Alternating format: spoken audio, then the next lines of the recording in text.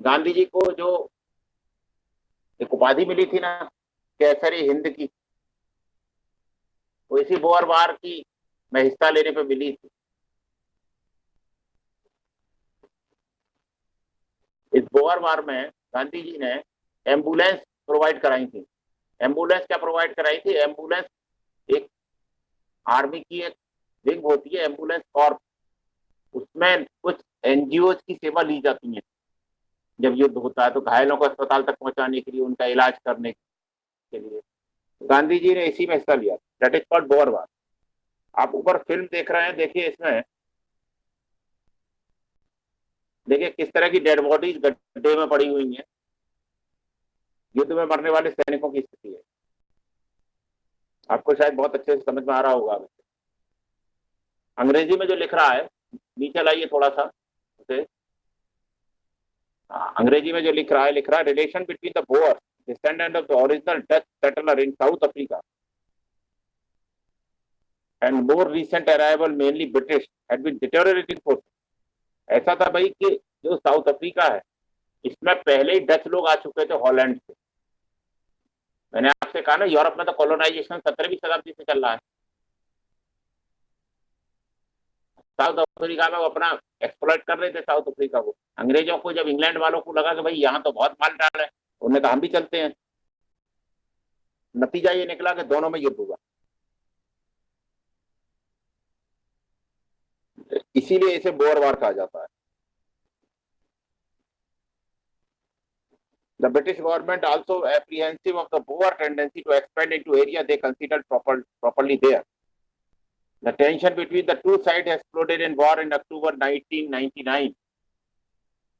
अक्टूबर 1899 से लेकर 1999, 100 साल ये, और 2019, 120, 21, 22, 122 साल हो चुके इसके।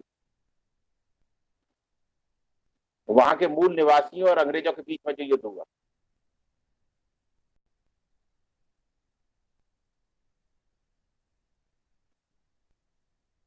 शुरुआत में इस बोअर वार में अंग्रेजों को बड़ा नुकसान हुआ, क्योंकि उन्हें एरिया की जानकारी नहीं थी, उस टोपोग्राफी की जानकारी नहीं थी, कहाँ ऊंचा है, कहाँ नीचा है, कहाँ पहाड़ है, कहाँ तालाब है, कहाँ दलदल है।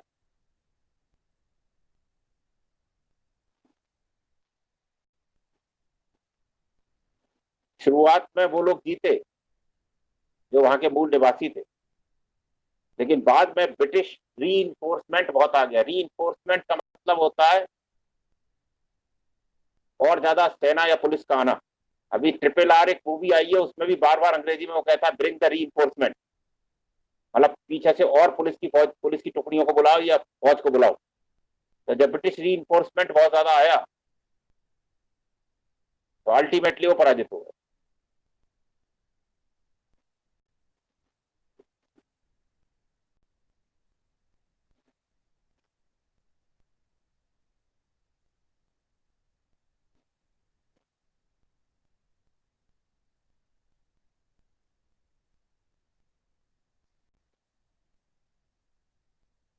अंत में लिख रहा है, but the British with their overwhelming superior reserve were bound to win in the end।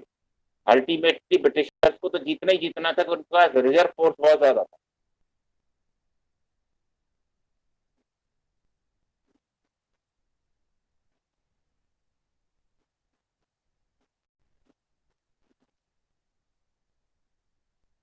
Bore वार को जीतने में अंग्रेजों ने बड़े अत्याचार किए। ये आज भी दुनिया की हिस्ट्री का बड़ा काला अध्याय माना जाता है। जलियांवाले कांड जैसे कई सारे कांड किए इन्होंने वहां।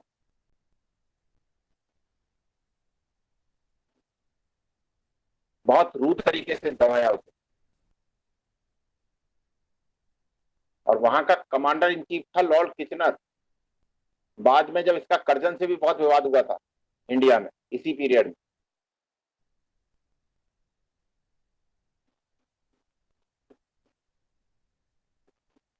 और इसने वो काम किया जो बाद में 1930 और 40 के दशक में हिटलर ने किया। नाजी कंसंट्रेशन कैंप जैसे उसने बनाए यहूदियों को मारने के लिए, सेम काम अंग्रेज भी कर चुके थे। लॉर्ड किचनर ने जो बोअर महिलाएं थी और बच्चे थे उन्हें मारने के लिए कंसंट्रेशन कैंप बनवाए, जहां उन्हें गोली मारी जाती थी या गैस चैम्बर में मारा जाता था। ऐसा माना जाता है कि लगभग 20,000 लोगों की हत्या कराई गई। आज वही लोग दुनिया में मानवाधिकारों का डंका पीटते हैं।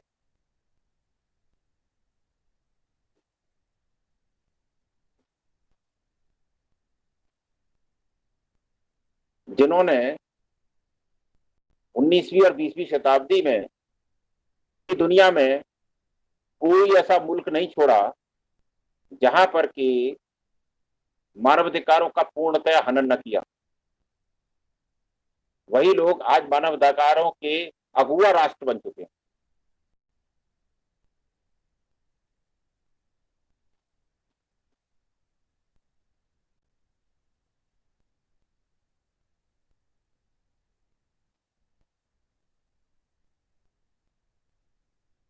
तो 1900 में ये बोअर वार हुआ।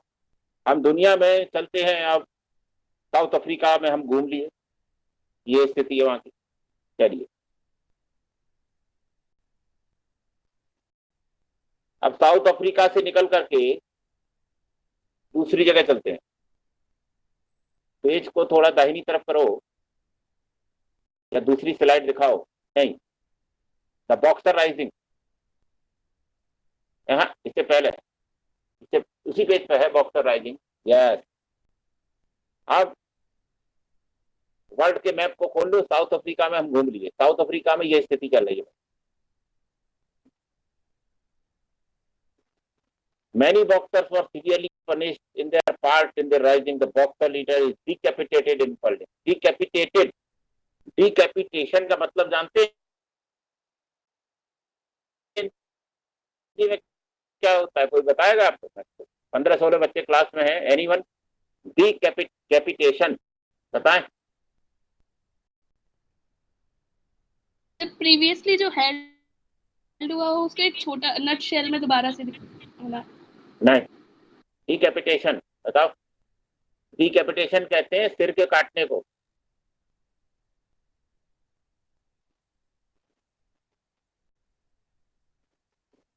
इस आदमी के दोनों हाथ पैर कांटेदार तार से बांध दिए गए हैं और पब्लिकली उसे सजा दी जा रही, क्योंकि इसने बॉक्सर विद्रोह किया था। बॉक्सर विद्रोह जिसे जानता उसका एक विद्रोही था। अब समझिए उस जमाने में विद्रोह करना कितनी हिम्मत का काम रहा होगा। हिंदुस्तान में भी जिन लोगों ने विद्रोह किया, आज के समय में तो विद्रोह करने वाला जानता है कि ज्यादा पुलिस उसे अरेस्ट करेगी, 3rd डिग्री भी यूज भी कर सकती। मानवाधिकार आयोग है, मानवाधिकारों की पूरी बनी हुई है। ज्यादा से ज्यादा कारावास की सजा होगी, सश्रम कारावास होगी, और बहुत भयंकर रेयरस्ट ऑफ रेयर अपराध है तो फांसी हो जाएगी। लेकिन यहाँ इस तरह का कोई नियम नहीं था उस समय। इस तरह से आज सजा नहीं दी जा सकती किसी को।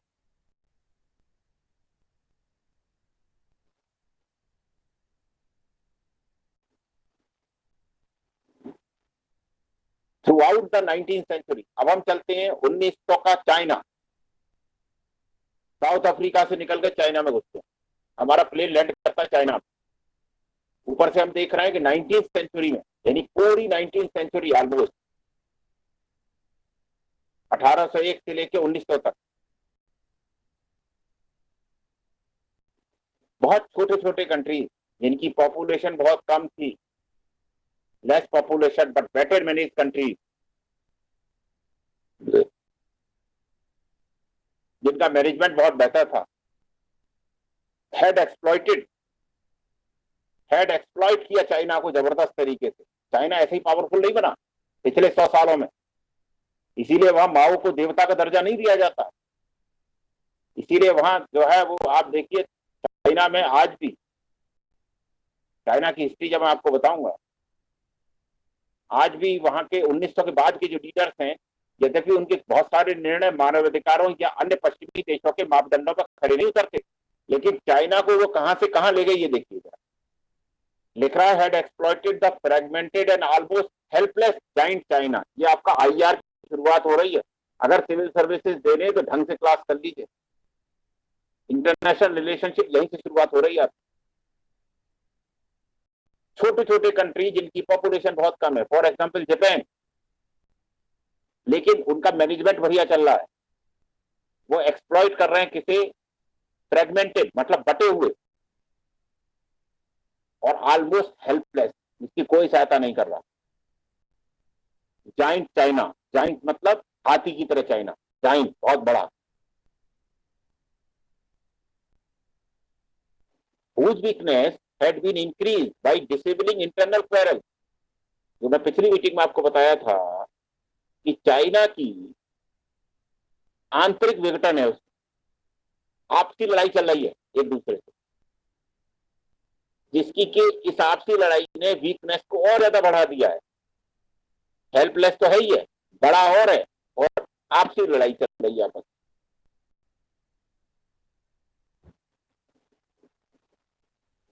कंट्रीज लाइक जापान, जापान भी यही काम कर रहा है। मैंने आपको बताया था ना, मेजर प्लेयर में शामिल है अभी जापान। यूनाइटेड स्टेट्स एशिया के बाहर का कंट्री है, यूरोप के भी बाहर का कंट्री, यूरोप के कंट्री तो इस काम को करते ही थे, यूएस भी इसी काम में इन्वॉल्व है। And most of the great European हुई है,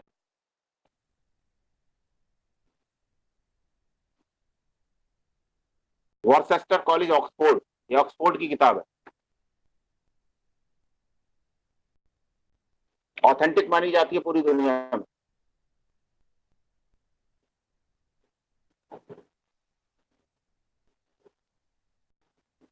जापान, यूनाइटेड स्टेट्स, दुनिया की बड़ी बड़ी ग्रेट यूरोपियन ताकतें हैड कार्व्ड आउट, उन्होंने भी डिजाइन कर लिया है क्या, often conflicting sphere of interest through a complicated series of tactics. छोटे छोटे चालाकी भरे, धूर्तता भरे युद्ध लड़ रही हैं ताकि चाइना को कब कहां कैसे एक्सप्लॉइट किया जाए।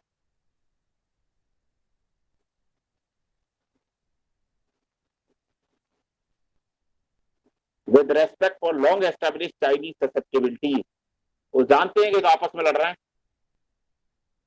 एक को दूसरे के खिलाफ लड़ा करके हम कैसे फायदा उठाएं। लेकिन ये सभी जो फॉरेन इन्वेजन हो रहे हैं, इन्वेजन कम इंटरवेंशन हो रहे हैं, हमला तो नहीं हो रहा लेकिन हस्तक्षेप हो रहा है, इंटरवेंशन लिखा है शब्द, यानी हस्तक्षेप हो रहा है,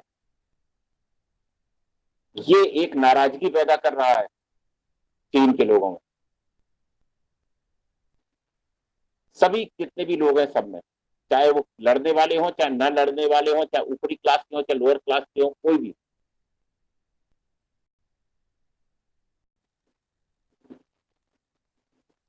अब इसने बढ़ावा दिया एक मिलिटेंट ऑर्गेनाइजेशन को,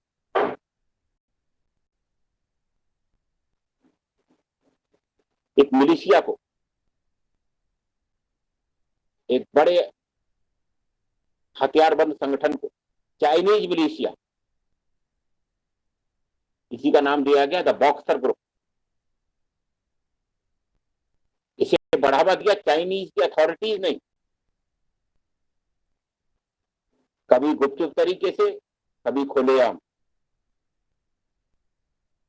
ताकि वो ये जो फॉरेन पावर्स वहां प्ले कर रही हैं, Japan, US, Denmark, France, England, इनके खिलाफ खड़े हों, वहां के यूथ को खड़ा करें। और इस बॉक्सर ने क्या किया, इन्होंने मर्डर करने शुरू किए जो फॉरेन के लोग थे उनका, जो फॉरेन मिशनरीज थे उनका, और इसका नतीजा ये निकला कि पेकिंग में एक जर्मनी के मिनिस्टर का ही मर्डर हो गया, और उसके बाद जबरदस्त हिंसा हुई।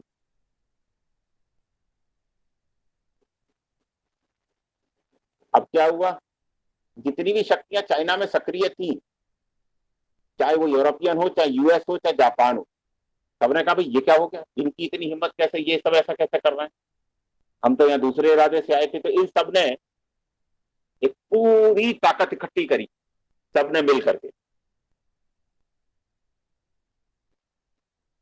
पूरा एक इंटरनेशनल एक्सपीडिशन बनाया गया, जैसा अफगानिस्तान पर हमले के लिए बनाया गया था अभी हाल फिलहाल 2000 के आसपास। पूरी एक दुनिया के सेलेक्टेड कंट्रीज ने अपनी अपनी आर्मी के कुछ कुछ हिस्से भेजे, जिसमें बहुत बढ़िया तरीके से आर्मी रखी गई।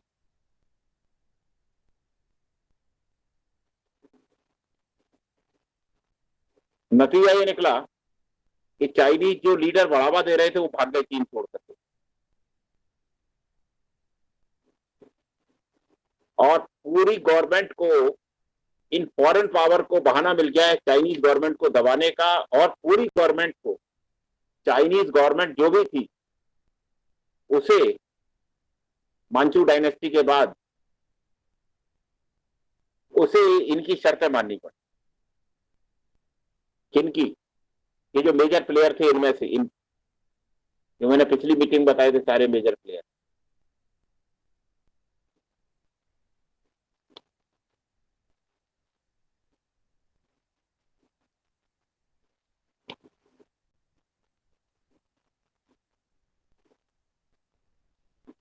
और इन यूरोपियन ताकतों का पुराना शगल है, अगर युद्ध हो जाए तो ये आपसे वसूली करते हैं युद्ध खत्म होने के बाद,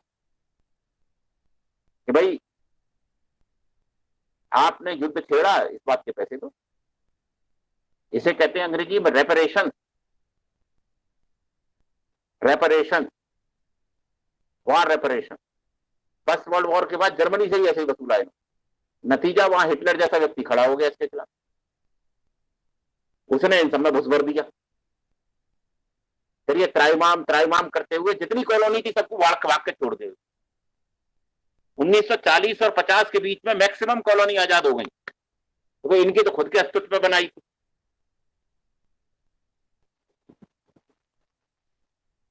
1940 में तो ये स्थिति हुई कि लॉर्ड एमरी जब भारत आए तो ये कह रहे थे कि भारतीयों को ज्यादा जरूरत है हिटलर से लड़ने की, हमसे भी ज्यादा। हिंदुस्तान को बड़ा खतरा है। उनसे पूछो 3000 किलोमीटर दूर हिंदुस्तान का खतरा, खतरा असली तुम्हें था, तुम 400 किलोमीटर दूर थे केवल बर्लिन से। तो चाहते थे कि हिंदुस्तान के संसाधन हम यूज करें, और किए भी उन्होंने सेकेंड वर्ल्ड वॉर में, फर्स्ट वर्ल्ड वॉर में खूब किए। बदले में आपको केवल इंडिया गेट दे गए, और सेकेंड वर्ल्ड वॉर में जितने लोग आपकी तरफ से लड़े, शायद अब कोई म्यूजियम बना है दिल्ली में, मैंने सुना है वॉर म्यूजियम, उसमें शायद उनका नाम है, मुझे कंफर्म नहीं, उसमें उनका नाम है। अदरवाइज सेकेंड वर्ल्ड वॉर लगने वाले हिंदुस्तानियों के बारे में तो लोग जानते ही नहीं है।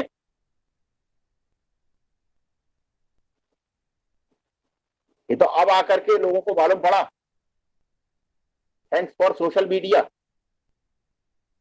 कि इसने लोगों को अपनी नॉलेज को फैलाने का एक टूल दे दिया।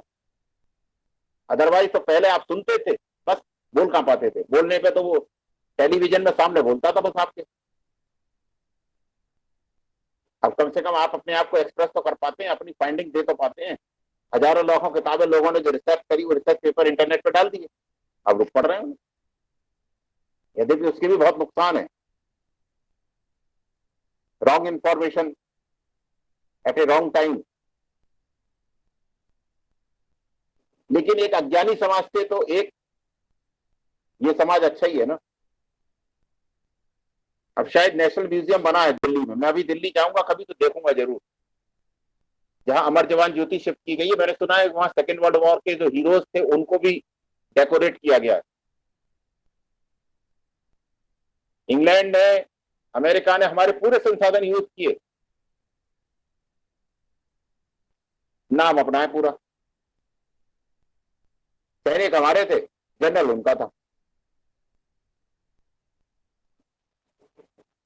जनरल मॉन्टगोमरी, जिनके बारे में कहा जाता है जिन्होंने एरविन रोमेल को हराया था, जो जर्मन जनरल था। रोमेल के बारे में बहुत फेमस जनरल था हिटलर का। मॉन्टगोमरी के नाम पे एक जिला भी है पाकिस्तान में, जिसमें वो हड़प्पा और मोहनजोदड़ो वाला एरिया पड़ता है। सवाल ये कि हिंदुस्तान के जो सैनिक गए वो तो भला हो, ऐसी राष्ट्रवादी सोच का जो नेताजी सुभाष चंद्र बोस ने उन बंदी बनाए हुए सैनिकों में एक नई स्फूर्ति फूंकी और कहा कि आप इनके चक्कर में पड़े हैं, किंग वाली ओहद को तोड़ो और हिंदुस्तान के आजाद करने के लिए मेरे साथ लड़ो।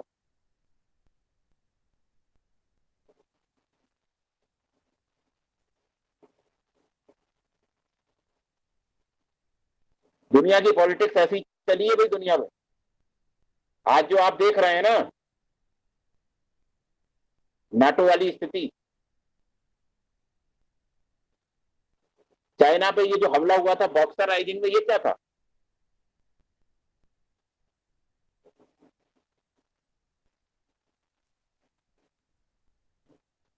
और रेपरेशन मांगा गया, और रेपरेशन भी देखिए कितने तेज लोग हैं, कितने चतुर लोग हैं। रेपरेशन मांगा गया गोल्ड में, हमें सोना दो, तुमने विद्रोह किया तुम्ही से वसूला जाएगा, तुम्हारी गवर्नमेंट से वसूला जाएगा, सोना दो हमें।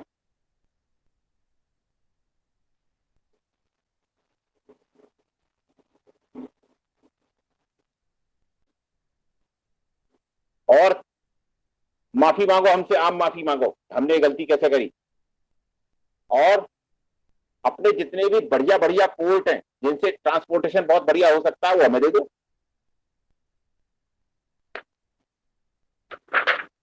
चलिए, चीन समझ लिया उस पीरियड का। अगला पेज आइए।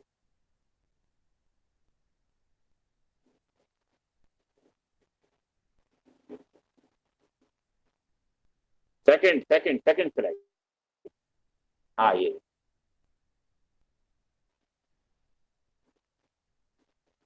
दुनिया में पहली बार मोटर गाड़ी आ रही है भाई। Motor car wonderful new toy for the wealthy. अमीरों के लिए एक नया खिलौना मिल गया। हिंदुस्तान में भी बड़े, जैसे ही आदमी नौकरी पाता है, आप में से जैसे ही नौकरी पाएंगे सबसे पहले शादी में एक कार लेंगे आपके माँ बाप। तो भाई जरा मोबाइल से ऑन करो अपना वीडियो।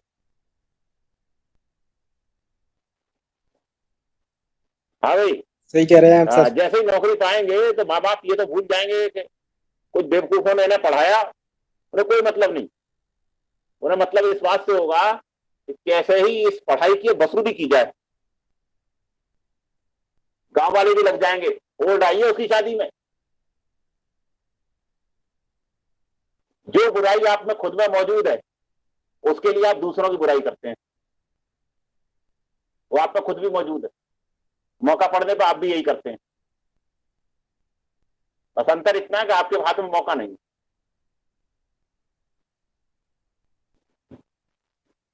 तो आप लोग भी ये करेंगे कि भाई हो गया, भाई लड़का नायब तहसीलदार हो गया, अब तो 10 लाख से नीचे की गाड़ी कोई देगा ही नहीं, सारी गरीबी एक ही झटके में मिटा दूंगा।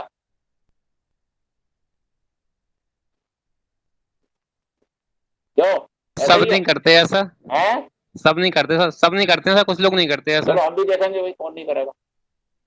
हमें तो पिछले 30-35 साल में कोई मिला नहीं, हो सकता सर है। सेवा नहीं करेंगे, सेवा हम। सर अब थोड़ा सा जागरूक हो गए हम लोग। अच्छा, जी। चतुरता के साथ साथ अब धूर्तता भी बढ़ गई है, इसलिए ऐसे चतुर व्यक्ति को पकड़ना बहुत मुश्किल है जो धूर्त भी हो साथ में। अब करते नहीं है और पता भी बहुत देर बाद चलता है। सर एक वो फेमस डायलॉग बोलते हैं, अरे जैसा हमारा लड़का है वैसे ही लोग तो टकराएंगे, हाँ, वो तो हम जानबूझ के थोड़ी बोलते मांग हैं, रहे हैं। जानबूझ के सर ये बोलते हैं। बोलते हैं हम थोड़ी मांग रहे हैं, वो तो लड़के को देख के दे रहे हैं। हाँ, वो लड़का तुम्हारा जब जो साइकिल में घूमता था टुटिया पे, तब तो नहीं आ गए हो।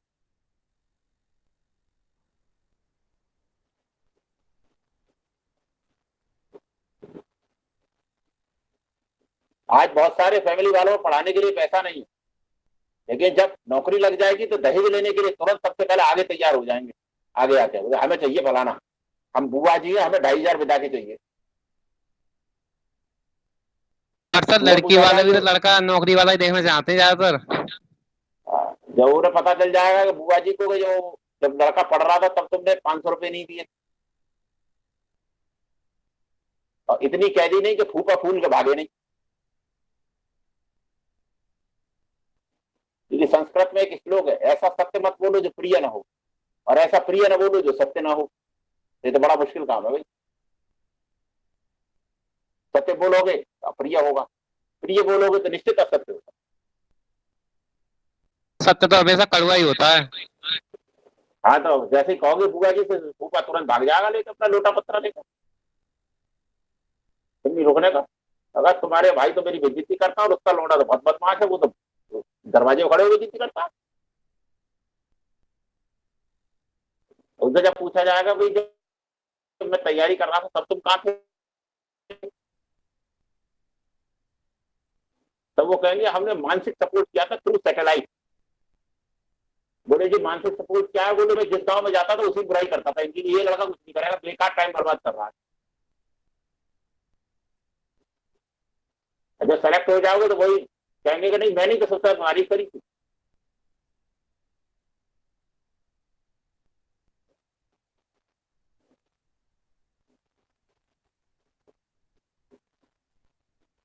तो भाई अमीरों का एक नया खिलौना आ गया। लेखक ने लिखा है, motor car was a wonderful new toy for the wealthy. हमारे यहाँ भी ग्रुप में V50 में भी कम से कम 50 लोग जो है कार लेने के मूड में घूम रहे हैं। कैसे सिलेक्शन तो हो जाए एक बार। हमारे पास बहुत लोग टकराते आते कहते हैं जो हम आएंगे तो जो ला देंगे, शाम में बाद ला देंगे। मैंने कहा चलो हर रास्ता ना पो, बेकार की बात है। ये डायलॉग बाजी हमसे कर रहे हो? 48 साल की हमारी उम्र हो गई यही देखते देखते। जैसे तुम जैसे 4 पीढ़ी देख चुका हूँ जो ऐसी डायलॉग बाजी करती थी हर 5-5 साल।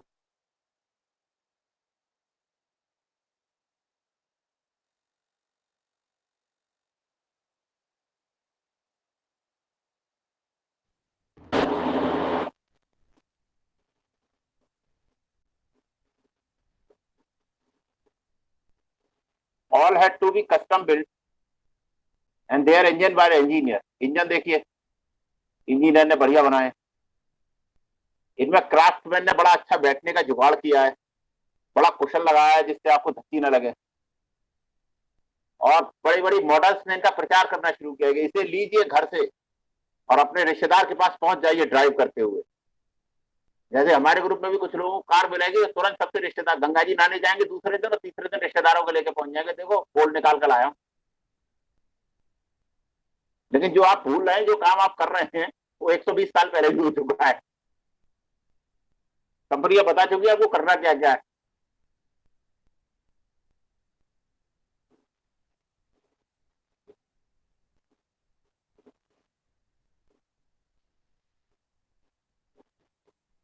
भाई वाह, कुछ कंपनियों ने तो ये भी कहा है कि 1000 मील का फ्री ट्रायल लीजिए।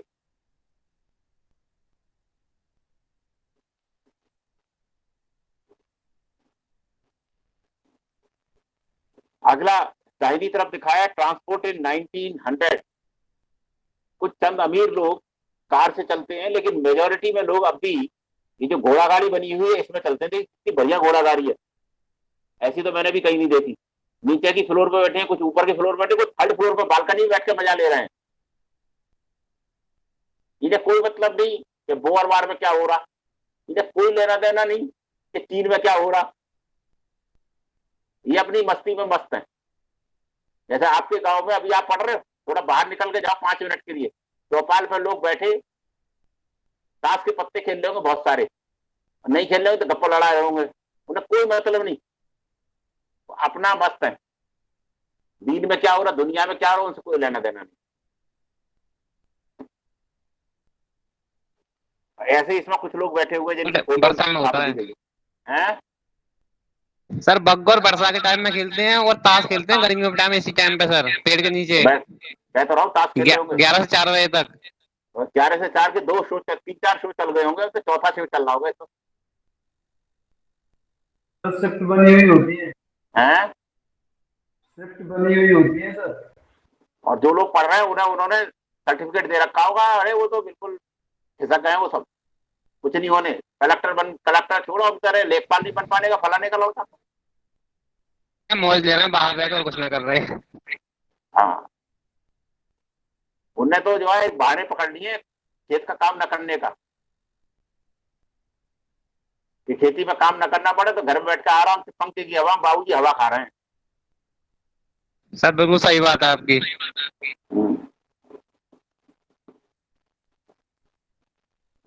चलिए नीचे की तरफ लाइए, इसी पीरियड में कैसा चल रहा है। इसी पीरियड में दुनिया का सबसे बड़ा साइकेट्रिस्ट, मनोविज्ञानी, सबसे बड़ा साइकोलॉजिस्ट सिगमंड फ्राइड, इतना बड़ा साइकोलॉजिस्ट कि आज की डेट में साइकोलॉजी को दो ही हिस्सों में डिवाइड किया जाता है, सिगमंड फ्राइड से पहले की साइकोलॉजी और सिगमंड फ्राइड के बाद की साइकोलॉजी। जैसे डिजिटल दुनिया को दो हिस्सों में डिवाइड किया जाए, तो गूगल से पहले की दुनिया और गूगल के बाद की दुनिया। यही वो शख्स है सिगमंड फ्राइड, जिसकी आप लेफ्ट में फोटो देख रहे हैं। सिगमंड फ्राइड ने किताब छापी, द इंटरप्रिटेशन ऑफ ड्रीम्स, सपनों की व्याख्या। सपने में जो देखते हो ना, रोज रात में देखते हो, दिमाग को समझना बड़ी टेढ़ी थी, पता नहीं कब कहां क्या देख ले और क्या समझ ले। यही है वो महानुभाव।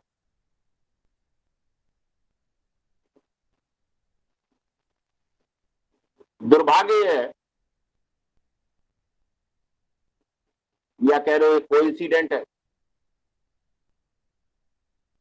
कि दुनिया में बहुत बड़े बड़े वैज्ञानिक और बड़े बड़े उद्योगपति और बड़े बड़े विचारक, अधिकांश उनमें से यहूदी हुए, ज्यूज। साइकेट्रिस्ट सिगमंड फ्राइड भी यहूदी थे, और जब हिटलर का चाबुक यहूदियों पर चला 1932 के बाद जर्मनी में, और 38-39 के बाद यूरोप के उन हिस्सों में जिन्हें हिटलर ने कब्जा लिया था, इन्हें भी मजबूरन ऑस्ट्रिया की कैपिटल वियना छोड़ के, जो हैप्सबर्ग एम्पायर में थी, भागना पड़ा। इन्हें ही नहीं, दुनिया के सबसे बड़े वैज्ञानिक अल्बर्ट आइंस्टीन को भी जर्मनी छोड़ के जाना पड़ा। रहते वो भी जर्मनी में ही, अमेरिका जाना पड़ा। हिटलर का वो टेरर था कि दुनिया के सबसे बड़े वैज्ञानिक अल्बर्ट आइंस्टीन, दुनिया के सबसे बड़े साइकेट्रिस्ट सिगमंड फ्राइड। आपको एक चीज पता है कि नहीं पता?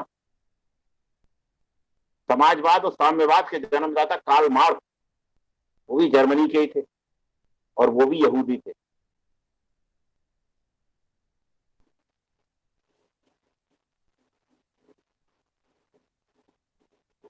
एक और नया विकास हो रहा है, विज्ञान की ओर चलते हैं, क्वांटम फिजिक्स का। ये जो दाहिनी तरफ सज्जन है, जिसने भी अगर 10th में नकल से पास नहीं किया है, तो वो जरूर जानता होगा मैक्स प्लैंक का नाम। अगर नकल से पास किया है तो बात ही खत्म है फिर तो। अतरौलिया बोर्ड के कितने बच्चे हैं भाई?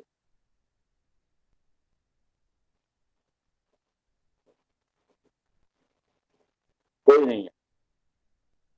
मैक्स प्लैंक का नाम कितने लोगों ने सुना है? Yes sir. मतलब क्या अतरौलिया बोर्ड के हो? Yes sir. Yes sir. मतलब मैक्स प्लैंक के बारे में कह रहे हो कि अतरौलिया बोर्ड के बारे में कह रहे हो? सर मैक्स प्लैंक के बारे में। मैक्स प्लैंक के बारे में। फिजिक्स में पढ़ा होगा Planck constant. Yes sir. Max sir physics में आता है। मैक्स प्लैंक ने 1900 में अपनी थ्योरी दी थी, जिसे क्वांटम थ्योरी ऑफ फिजिक्स कहा जाता है।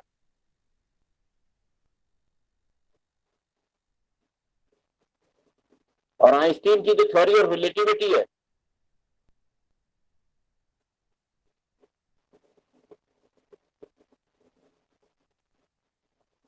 इसका वही स्थान है फिजिक्स में, क्वांटम फिजिक्स का।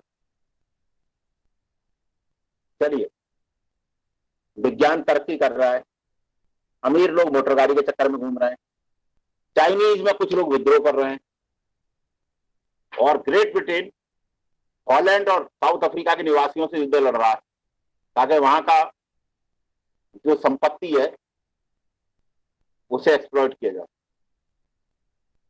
अगला अगला पेज।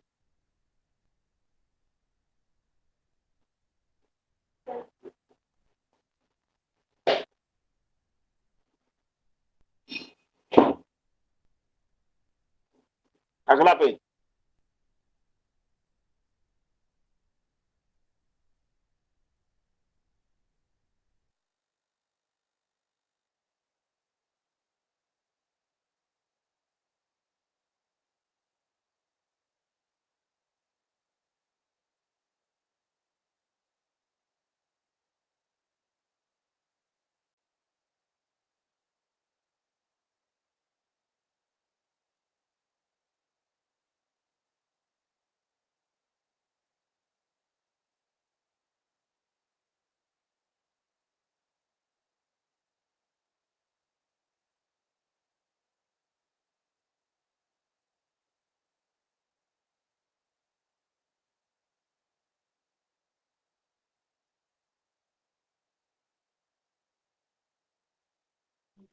हेलो।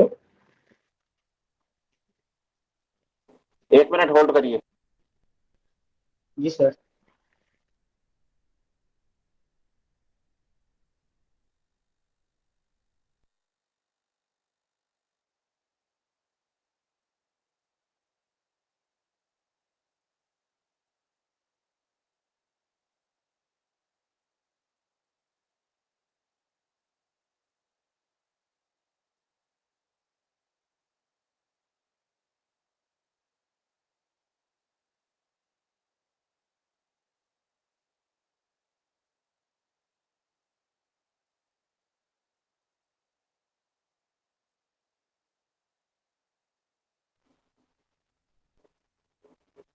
Okay bye. अगले पेज पे आइए भाई।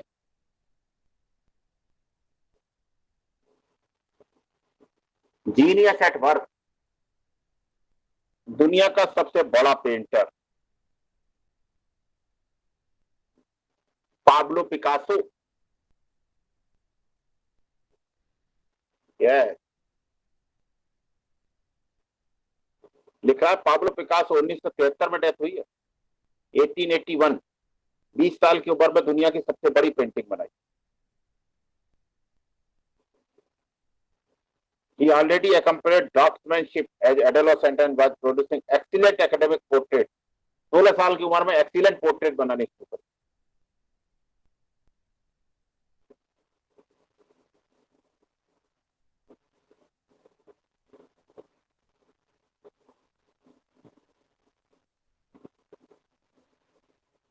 ऊपर दिखाइए जरा इसे। इंटीरियर डेकोरेशन की डिजाइनिंग चल रही है। फ्रांस में इस तरह के बेड बनने शुरू हुए सोने वाले। आज हिंदुस्तान के हर घर में देखिए कितनी बढ़िया डेकोरेशन हो रही है। अब तो गांव में भी लोग बेड ही खपे सोते हैं, चरपैया तो बंदी हो गई।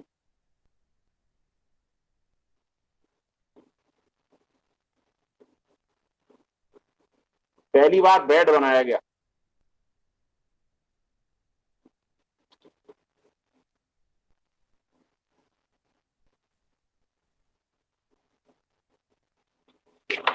चलिए अगले पेज पे आइए।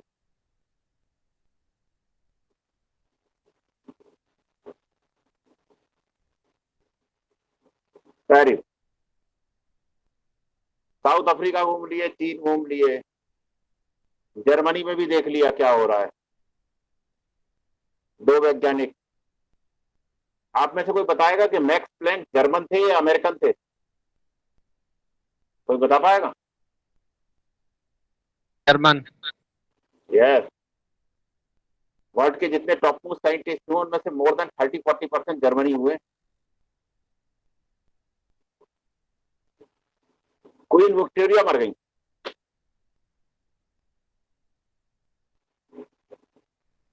क्वीन विक्टोरिया जो है उनकी डेथ हो गई 1900।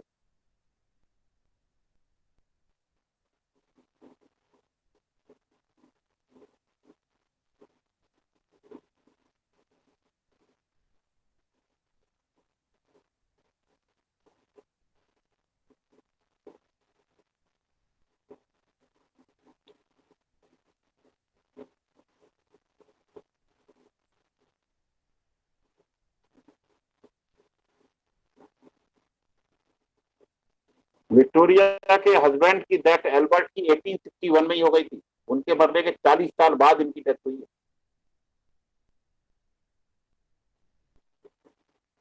इनके 9 बच्चे थे। इस बात को जरूर ध्यान से सुनिएगा। आज इसके बाद की जो दुनिया का इतिहास है, जो आईआर है, उसे समझने में मदद मिलेगी। सारे बच्चों की शादियां यूरोप के राजघरानों में, खास तौर से उन कंट्रीज के जो राजा थे उन्हीं के लड़के लड़कियों से ही हुई। इसी में लिख रहा है कि उनकी एक लड़की की शादी जर्मनी में हुई, कैसर विल्हेम के यहाँ। कैसर विल्हेम की नानी लगती थी।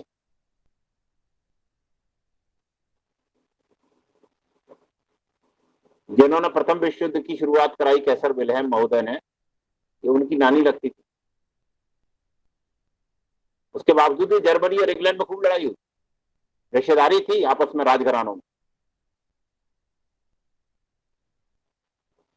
रशिया में भी जो राजघराना था जार वाला, उसमें भी इनकी एक नाती पोते ब्याहे थे। स्वीडन में, स्पेन में, नॉर्वे में, रोमानिया में।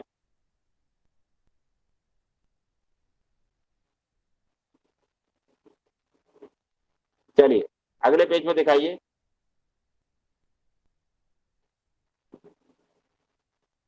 नहीं, ये पेज है, अगला पेज है। हाँ, इसका अगला।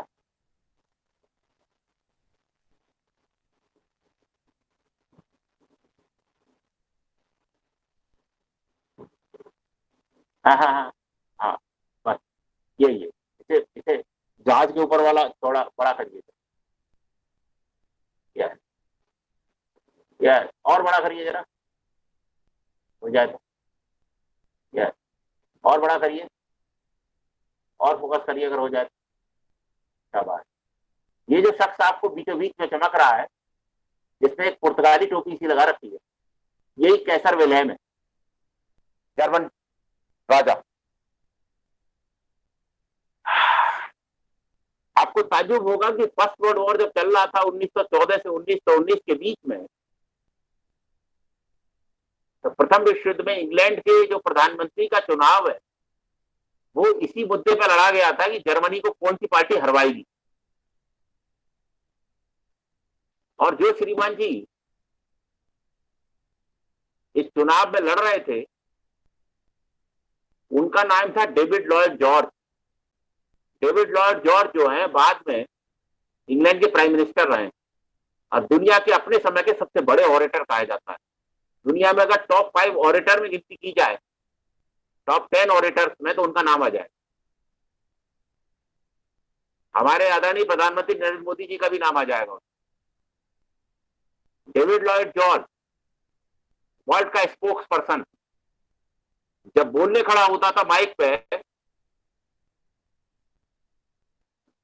तो पूरी दुनिया सुनती थी। शब्दों का चयन ऐसा होता था। मुद्दा था इंग्लैंड के चुनाव में कि कौन पार्टी सत्ता में आके विश्व युद्ध को समाप्त कराएगी और इस कैसर को फांसी देगी। जो कैसर की नानी थी विक्टोरिया, इंग्लैंड की महारानी, और ये शख्स उस वक्त खड़े हुए श्रीमान जी विक्टोरिया के जनाजे पे, फ्यूनरल पे। उनकी डेड बॉडी पर जो होता है, ये उस तभी का फोटो। इसीलिए कहा जाता है राजनीति में न कोई स्थायी दोस्त और न कोई स्थायी दुश्मन। कूटनीति में भी कोई स्थायी दोस्त, स्थायी दुश्मन, बस वक्त पड़ेगा तो। यही है बीचों बीच। He is the Kaiser Wilhelm second of Germany.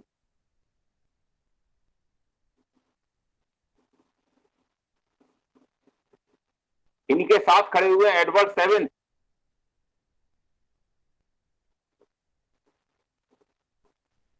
Actually इनके कैसर विल्हेम जो लड़के हैं, अब तो लड़के क्या है, लगभग 60 65 70 साल के क्षेत्र में ही लग रहा है। इनकी मदर का नाम था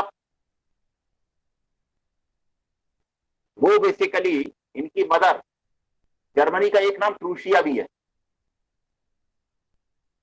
प्रूशिया के किंग को भी आई थी, ये उन्हीं के सुपुत्र हैं। तो ये नाती हुए, ये नानी हुई। लेकिन जर्मनी और इंग्लैंड में जबरदस्त कंपटीशन था, है और भविष्य में भी रहेगा, आज की डेट में भी जबरदस्त कंपटीशन। और फ्रांस को जर्मन बहुत कमतर आंकते हैं। फ्रांस की स्थिति वही है जैसे आप पाकिस्तान को आंकते हैं। फ्रांस को जर्मन प्रथम और द्वितीय विश्व युद्ध में तो वो ये समझते थे कि इन्हें तो रातों रात जीता जा सकता है, इनमें क्या है। फ्रांस के लोगों को बड़ा लग्जरी लविंग पीपल माना जाता है कि ये तो अपने बस आमोद प्रमोद में रहते हैं, इन पर कोई फर्क नहीं। अरे बात हकीकत भी, सेकेंड वर्ल्ड वॉर में हिटलर की सेनाओं ने 2 हफ्ते में पूरा फ्रांस जीत लिया था।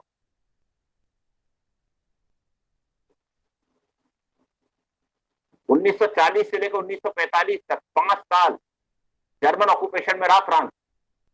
राशनिंग कर दी, भूखे मार दिए। सारा का सारा राशन जर्मन आर्मी को खाने के लिए जाता था। हर आदमी को तेल कनस्तर में मिलता था राशन की दुकान से।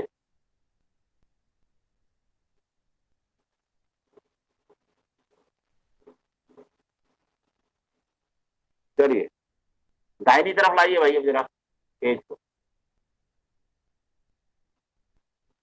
दूसरा पेज दीजिए, अगला पेज हो गया। यस, इन महानुभाव के चेहरे को दिखाइए जरा।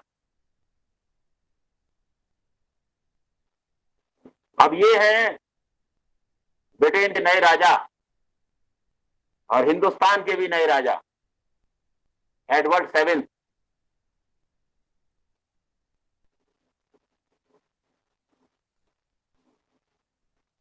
हिंदुस्तान के वायसराय कौन है इस वक्त 1902 में, कोई बताएगा? Curzon sir Lord Curzon. Curzon Karjan.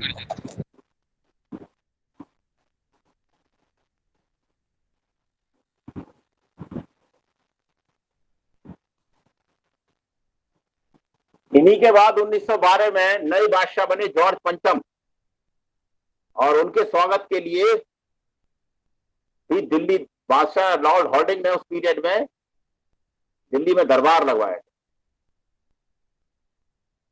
Edward 7 59 year में ये गद्दी पे चढ़े, 9 साल तक रहे, 1902 से 1911 तक। 1911 में इनकी डेथ हो गई। डेथ हुई निमोनिया से। इनके नाम के सिक्के आज भी मिल जाते हैं हिंदुस्तान में, हर घर में मिल जाएंगे। पुराने जो लोग हैं ना बहुत सारे, आप किसी भी शहर में चले जाइए, इनके नाम के सिक्के मिल जाएंगे, इनकी फोटो बनी मिल जाएगी एडवर्ड 7। आर्कियोलॉजी में तो हर जगह रखे हुए हैं। खुद सिक्के चलते थे इनके, हिंदुस्तान के 1 आना 2 आना 4 आना 5 आना पे इन्हीं की फोटो बनी हुई थी श्रीमान जी। सर मेरे पास भी है 1 रुपी कॉइन करके है। क्या है उसमें, एडवर्ड 7 बने हुए हैं क्या? जी सर, एडवर्ड 7 का है, एक जो इनके बाद आए थे नेक्स्ट उनका भी है। जॉर्ज 5। जी सर। अब ये हिंदुस्तान के नए बादशाह हैं, इनकी जुबानी कानून है, जैसा चाहेंगे वैसा कर्जन चलाएगा। कर्जन क्या, कर्जन तो एक मामूली प्यादा है। ऐसी इंग्लैंड की कम से कम 20 कॉलोनी, उनमें से एक का कर्जन हेड है बस, वो भी 4-5 साल के लिए।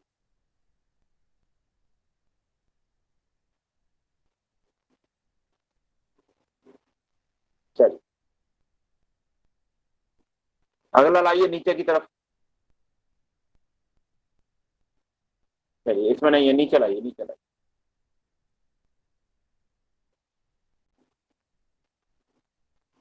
अगला अगली फ्लाइट।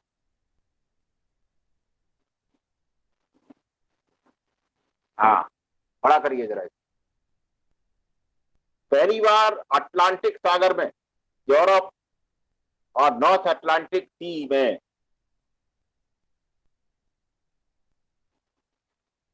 ऐसा काम हुआ जो अब तक किसी नहीं।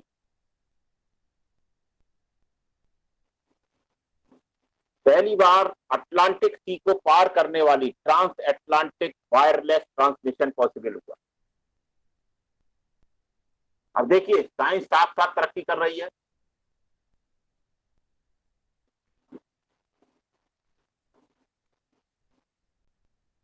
और ये पॉसिबल हुआ इटली के एक बड़े वैज्ञानिक जिनका नाम था मार्कोनी।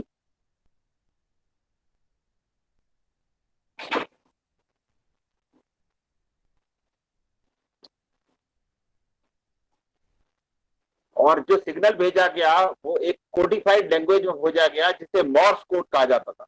ये मॉर्स कोड अब आगामी 50 साल तक दुनिया को रेवोल्यूशनाइज करेगा। सारे सिग्नल इसी के माध्यम से भेजे जाएंगे, मॉर्स कोड के माध्यम से। व्हाट्सएप मैसेज की तरह हुआ करता था ये मॉर्स कोड।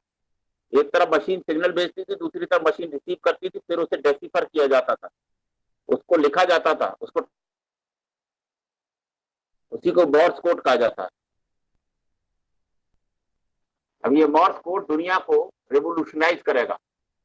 पहले द्वितीय तीसरे पहले दूसरे दोनों युद्धों में ये बड़ा काम करेगा। सारी आर्मी का कम्युनिकेशन इसी मॉर्स कोड पर बेस्ड होने जाना है। अब देखिए ये साइंटिफिक नॉलेज है, ये कैसे आगे डेवलप करेगी।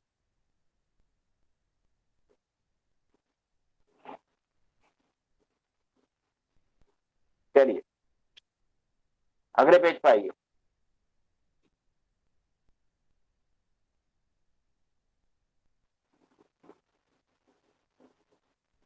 एंडिंग एंड बिगिनिंग क्या दिख रहा है इस चित्र में? कुछ लोग एक आदमी को पकड़े हुए हैं और कुछ लोग दूसरे आदमी की तरफ लपक रहे हैं।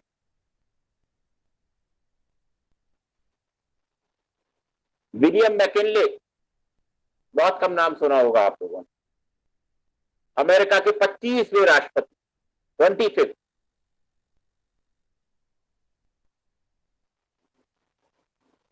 अमेरिका के उन 5 राष्ट्रपतियों में से एक जिनका कि अपने कार्यकाल के दौरान मर्डर किया गया।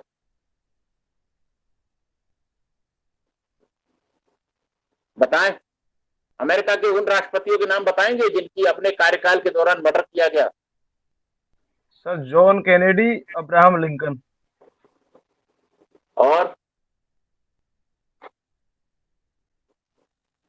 तीसरे आपके सामने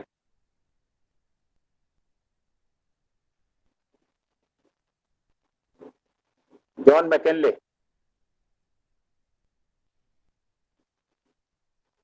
सर इन्हें मार क्यों दिया गया था? McKinley born in Nile, Ohio में जन्म हुआ था इनका।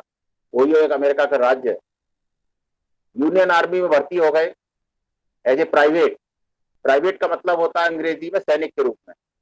अमेरिकन या फ्रेंच या यूके की आर्मी में आपके यहाँ सोल्जर कहा जाता है, वह प्राइवेट कहा जाता है। प्राइवेट का मतलब है एक सैनिक। बाद में इन्होंने कानून की पढ़ाई पढ़ी, फिर बाद में गवर्नर बन गए ओहियो के, और 1896 में बीइंग इलेक्टेड प्रेसिडेंट।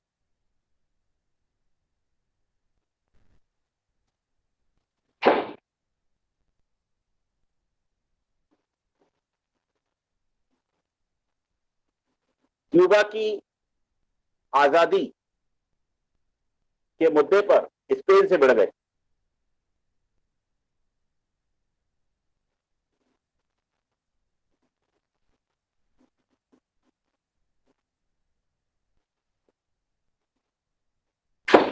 मैकिनले के पीरियड में ही यूएसए ने एक नया रूप धरा।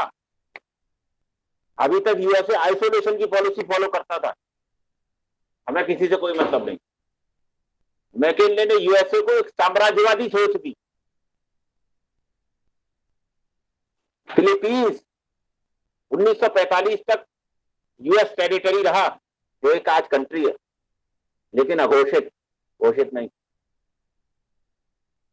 जब जापान ने फिलीपींस पर हमला किया तब यूएसए को लग गया अब तो सेकेंड वर्ल्ड वॉर में कूदना ही पड़ेगा।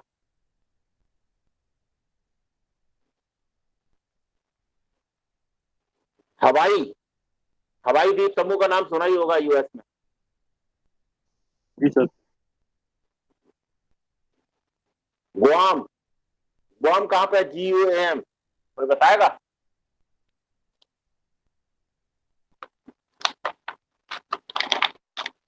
एनीवन?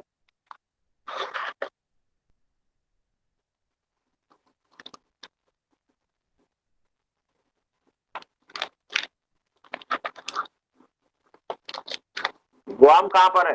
अरे गूगल पे ही देख के बता दो यार।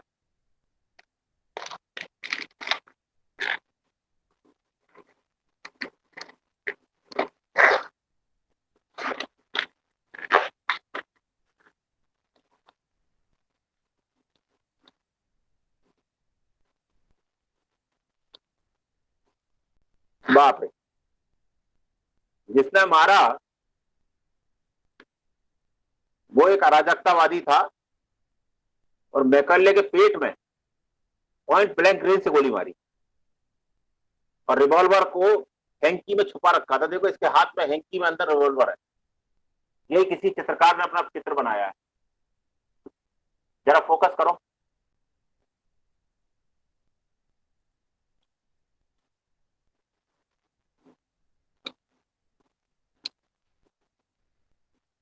इससे ऊपर भाई, इन सज्जन नहीं, ऊपर ऊपर ऊपर।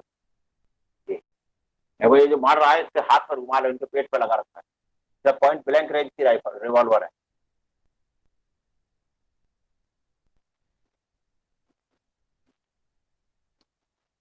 चलिए, 1901 यूएस के प्रेसिडेंट का ही मर्डर हो गया। अगले पेज पे आइए। कहाँ कहाँ घूम लिए हम लोग? साउथ अफ्रीका, फिर चीन गए, फिर जर्मनी गए, फिर इंग्लैंड चले गए, फिर यूएस में चले गए।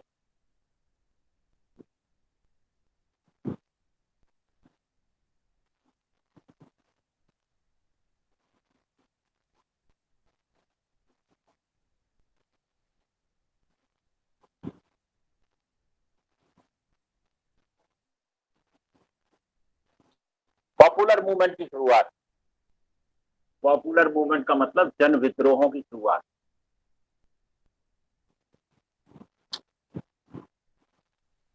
अमेरिका में पहली बार जनता में विद्रोह की शुरुआत हुई, क्योंकि यूएस में बहुत ज्यादा इमाइग्रेशन हो रहा है। इसका यूरोप से लोग भाग भाग करके यूएस जा रहे हैं। इसीलिए पूरे नॉर्थ अमेरिका में उसका जो ईस्टर्न बॉर्डर है, अटलांटिक वाला, उसमें सबसे ज्यादा आबादी है और सबसे कम आबादी है उसके वेस्टर्न साइड में, जिधर सैन फ्रांसिस्को है, जिधर पैसिफिक ओशियन, उधर आबादी बहुत कम है। आबादी सारी इधर ही है।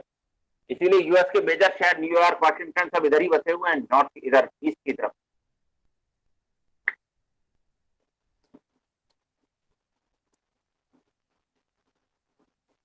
जा कौन रहे हैं यूएस में? जो भूखे हैं, प्यासे हैं, पुअर हैं, दबे कुचले हैं। यूरोप में, रशिया में, पोलैंड में, हंगरी में, बाल्कन कंट्रीज में, इटली में दौड़ दौड़ के यूएस भाग रहे हैं। यानी यूएस जो है यूरोप से भी अच्छा है। अपार संभावना है वहां आराम से लाइफ गुजारने की। देखो लाइन लगी है, ये सब लोग बैठे हुए हैं ऊपर। देखो जरा ऊपर फोटो करो। ये यूएस में पहुंचे हैं सब लोग।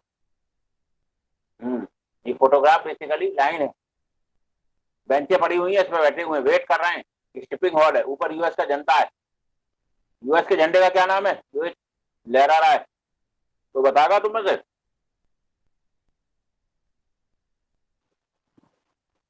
अरे बता दो भाई, क्यों अपने प्राइमरी टीचरों का नाम बदनाम कर रहे हो? तो उनने तुम्हें कुछ नहीं पढ़ाया, या हकीकत में तुम ही कुछ नहीं पढ़े उनसे? बताओ, इंटर कॉलेज वालों ने भी कुछ नहीं बताया क्या? यूएस के झंडे का क्या नाम है लहरा जो रहा है? जैसे भारत के झंडे को तिरंगा कहते हैं, यूएस के झंडे का क्या नाम है? राहुल बाबू तुम बताओ जा, तुम तो ग्राम शफीपुर के निवासी हो।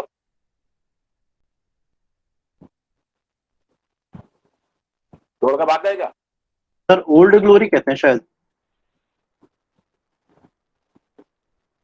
भारत हुआ तुमने तो जो है वो रिकॉर्ड बना दिया क्लास अटेंड करने का।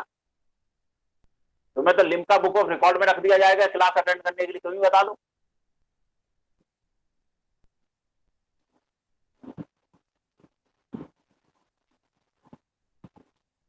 यूएस के बोर्ड फ्लैग को कहते हैं स्टार्स एंड स्ट्रिप्स। इसमें स्टार भी बने हुए, स्ट्रिप्स भी बनी हुई, पट्टियां और स्टार्स, स्टार्स एंड स्ट्रिप्स कहते हैं यूएस के झंडे। चलिए पॉपुलर मूवमेंट हो गए। अगला पेज लाओ भाई।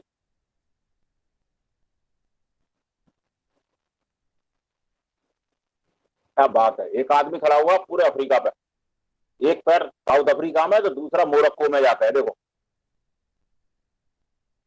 तो बड़ा करो इस आदमी को, कौन आदमी है। देखो ये लैंड कौन सी, अफ्रीका है या एशिया है, कौन सी है, देखो और बड़ो। क्या है भाई ये, अफ्रीका है सर।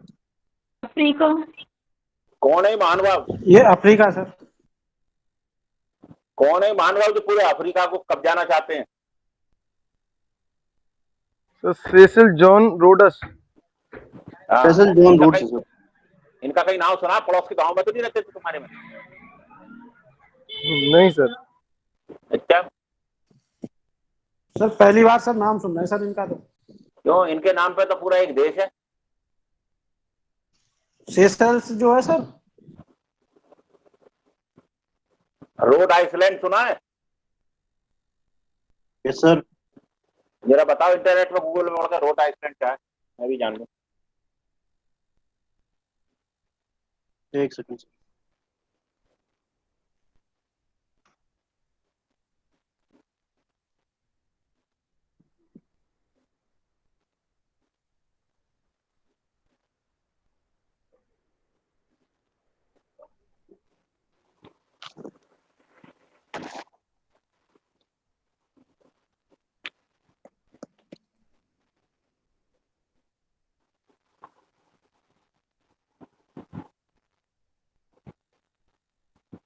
कहाँ है रोड आइसलैंड। ग्रीस में हैगा। है ग्रीस में है सर, ग्रीस में। क्या टापू है, क्या है।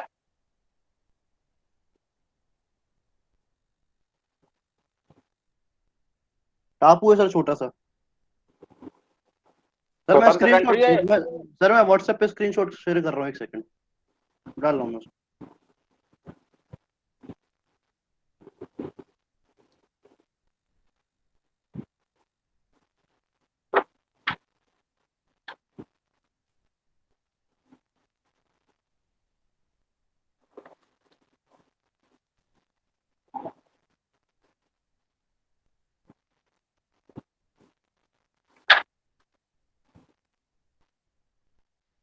चेक कर लीजिए सर, डाल दिए व्हाट्सएप पे। भाई डालो जरा, क्या डाला इनने।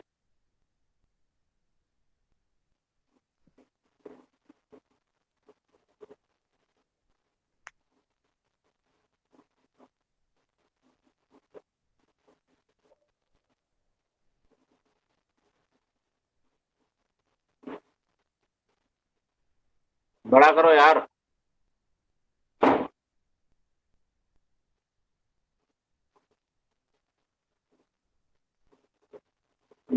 Road island Greece, Rhode the largest of Greece. चलिए, बहुत ज्यादा उम्र नहीं थी इनकी, 48 साल की उम्र में इनकी डेथ हो गई थी, यही मेरे बराबर की एज में ही।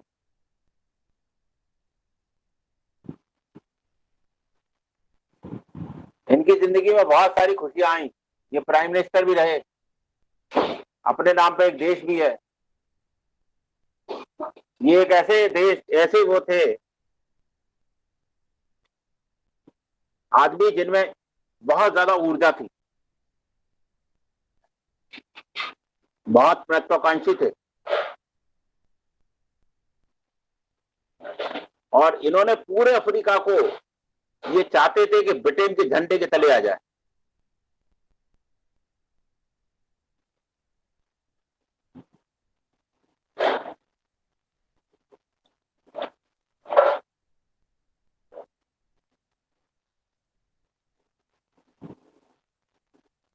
पहली बार ये गए अफ्रीका, साउथ अफ्रीका में, और वहां जाकर के वहां की, आपको मालूम है साउथ अफ्रीका में सबसे ज्यादा डायमंड की इंडस्ट्री डेवलप्ड है। वर्ल्ड का बेस्ट डायमंड साउथ अफ्रीका में ही होता है आज भी। और वर्ल्ड की सबसे बड़ी कंपनी है डीबीआर डायमंड की। पहले तो इसके अखबारों में ऐड भी आते थे। ये डीबीआर के हेड रहे। और साउथ अफ्रीका में सबसे ज्यादा सोने की खदानें भी हैं। तो गोल्ड फील्ड जो थे साउथ अफ्रीका में, उनको भी इन्होंने, उसके भी हेड रहे।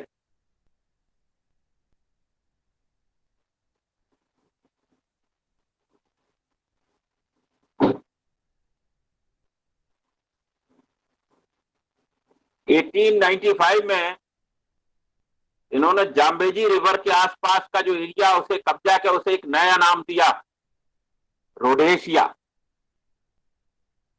आज रोडेशिया को क्या कहते हैं, कोई बताएगा? देख लो, पुराना नाम रोडेशिया, नया नाम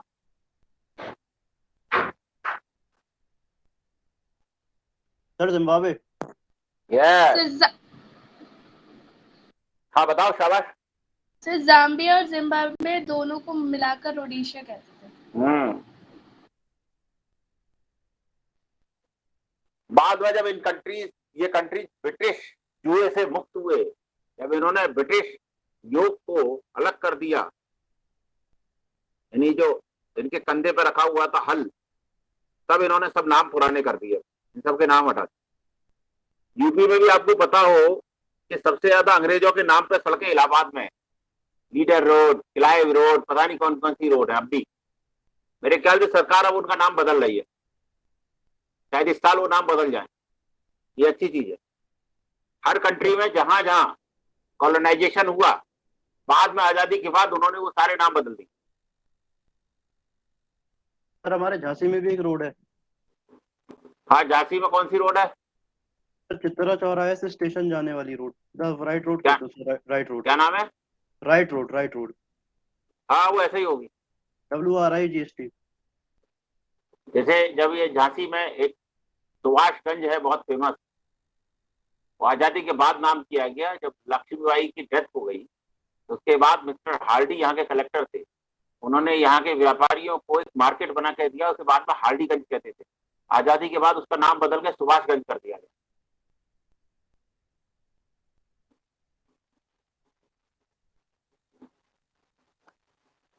चलिए, एम्पायर बिल्डर मिस्टर रोड्स, अगला दिखाइए भाई।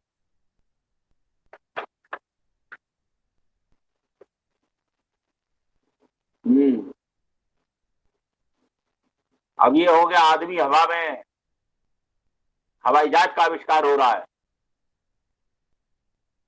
मैन टेक्स टू एयर, इसकी हिंदी हुई आदमी हवा में, हवा में उड़ रहा। देखो, ये बड़ा बेस मॉडल है जो राइट ब्रदर्स ने बनाया था, उड़ने वाला।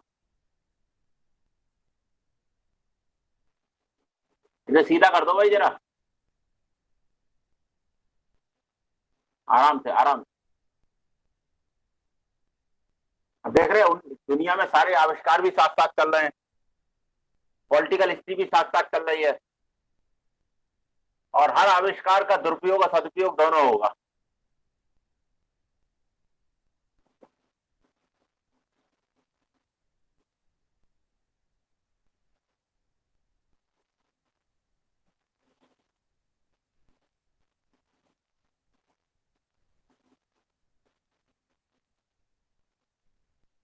Wright brothers, RIGST, Wright brothers, Wilbur और ओरेविल,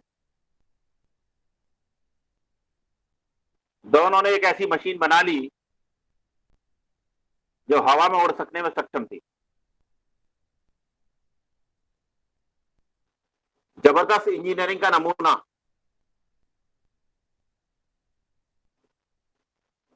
वेल बैलेंस्ड एरोडायनेमिकली, एरोडायनेमिक शेप ऐसी थी कि हवा में आसानी से टिका रह सकता था,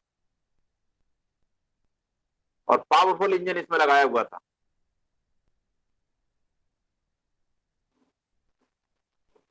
राइट ब्रदर एक बहुत छोटे टाउन के रहने वाले थे।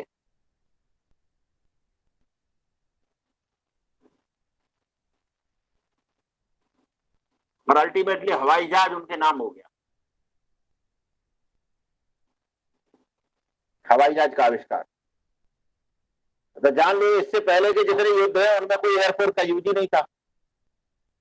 अब आगामी 10 साल में इतने हवाई जहाज अच्छी अच्छी डिजाइन आ जाएंगी उनकी,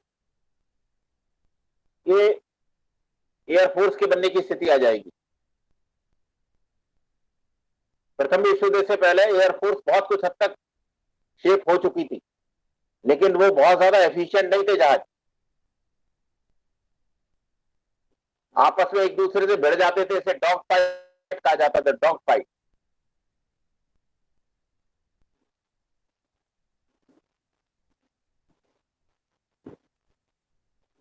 अगले पेज पे चलिए भाई।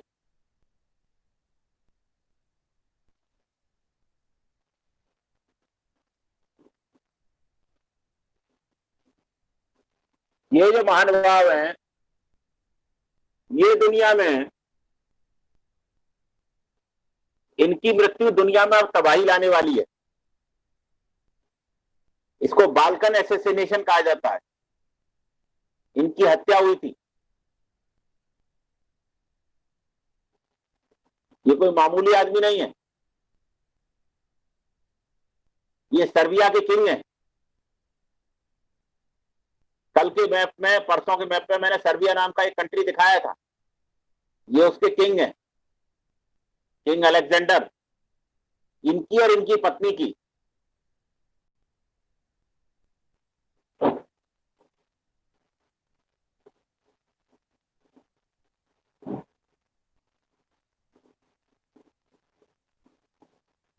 हत्या कर दी जाती है।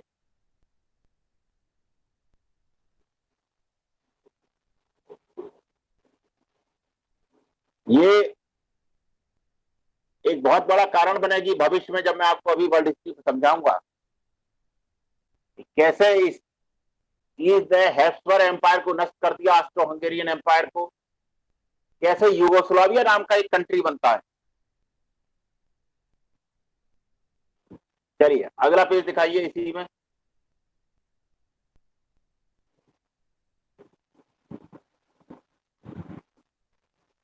अब हिंदुस्तान चलते हैं भाई। सर्बिया से निकल के अमेरिका गए थे हम लोग, राइट ब्रदर अमेरिका के रहने वाले थे, यूएस में। फिर आगे सर्बिया में, अब आ जाते हैं हिंदुस्तान में। क्या चल रहा है वो? लॉर्ड कर्जन महोदय, इन्हें लगा कि भाई एडवर्ड सेविंस जो है विक्टोरिया के मरने में गद्दी बैठ गए, तो मैं कुछ ना करूं, ऐसा कैसे हो सकता है? मुझे भी तो अपनी नौकरी पूरी करनी है। क्या मैं साम्राज्य का कितना बड़ा पोषक हूं और मैं किंग का कितना बड़ा सेवक हूं? इन्होंने कहा कि भाई किंग एडवर्ड जो अब हिंदुस्तान के भी बादशाह हैं, इस उपलक्ष्य में एक बड़ा जलसा किया जाए, एक जलसा किया जाए जबरदस्त। दिल्ली अभी हिंदुस्तान की कैपिटल नहीं बनी है, रहते ये श्रीमान जी कलकत्ता में, लेकिन इन्होंने कहा भाई कलकत्ता तो एक कोने में है, सारे राजे रजवाड़े महाराजे कैसे आएंगे वहां, कैसे हमारी शान शौकत को देखेंगे कि हमारे यहाँ एक नया किंग बना है।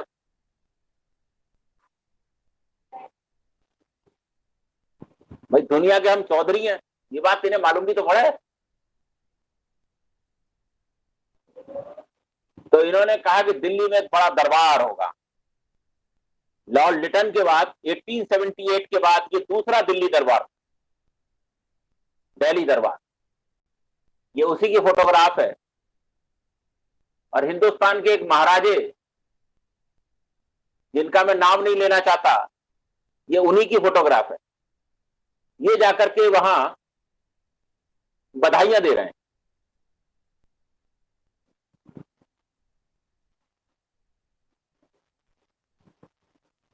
कि हुजूर का इस्तकबाल बुलंद रहे, तो हुजूर राज कर रहे हैं तो हम भी राज कर रहे हैं, नहीं तो इन कांग्रेसियों का क्या भरोसा। ये तो डेमोक्रेसी डिमांड करनी शुरू कर दी इन्होंने। डेमोक्रेसी आ जाएगी तो हमें कौन पूछेगा।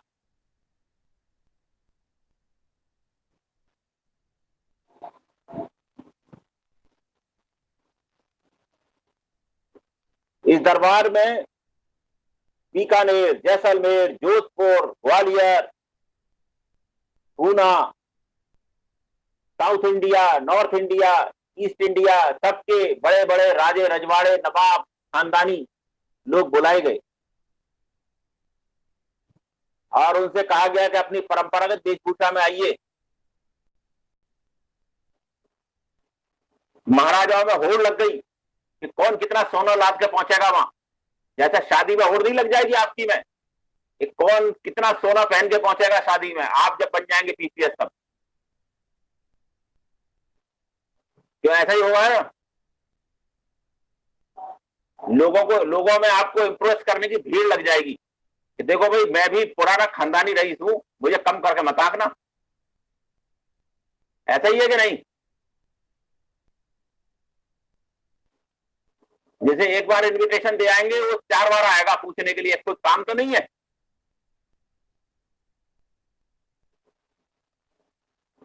तो ऐसा नहीं होता है शायद। हैं? सर ऐसा तो नहीं होता है। देख लेना अभी। सर ऐसा ही होता है, सही बात है ऐसे। आप सही कह रहे हो, बिल्कुल ऐसे ही होता है। 4 बार पूछने आएंगे, शायद गलती से आप कोई काम बता दें और वो काम करके अपने आप को यह स्थापित कर सके कि वो आपके बड़े सगे हैं। आपकी सफलता में उनका बड़ा योगदान है।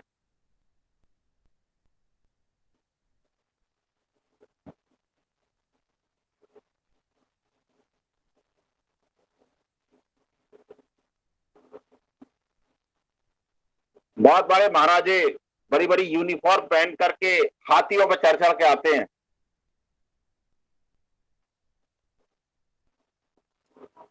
इस वाले चित्र में बूंदी एक जिला है राजस्थान में, ये वहां के महाराजा हैं। और ये सामने शख्स खड़ा है, ये एडवर्ड नहीं है, ये किंग नहीं आए यहाँ, ये कर्जन खुद ही है। उनके बिहार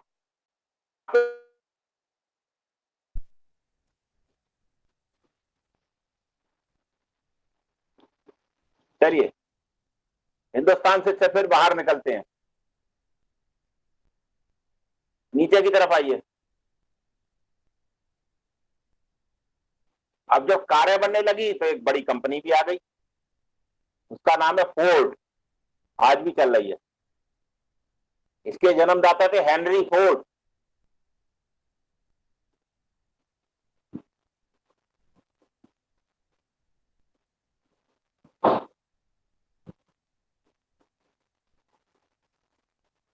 कार बनाने वाली कंपनी बन गई।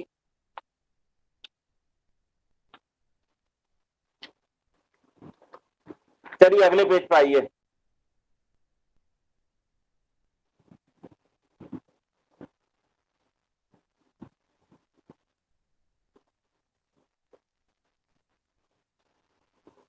नया शब्द आया ब्लिट्जक्रीग।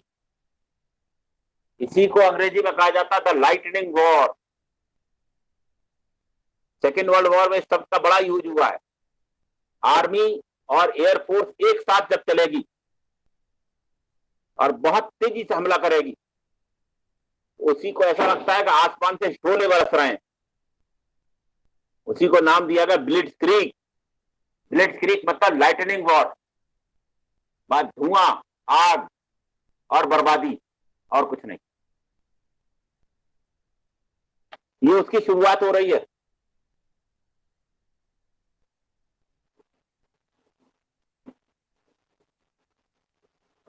लिख रहा है कि 19वीं शताब्दी के अंत में, यानी 1880-85 के आसपास, जापान अब एक नई पावर के रूप में उभर रहा है।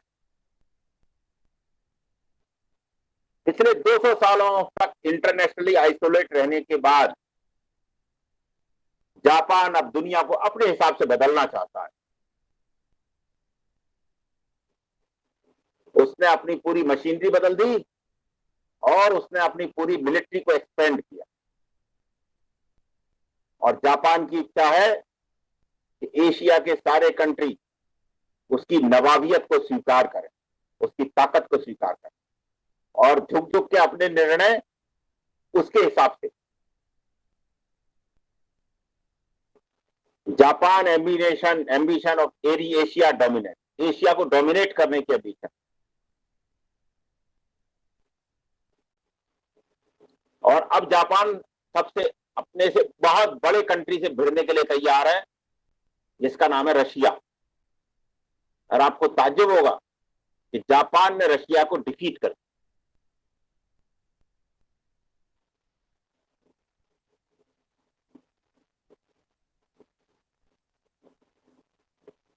रशिया अब तक ट्रांस साइबेरियन रेलवे बना चुका है, जो लेनिनग्राड से व्लादिवोस्टोक तक जाती है।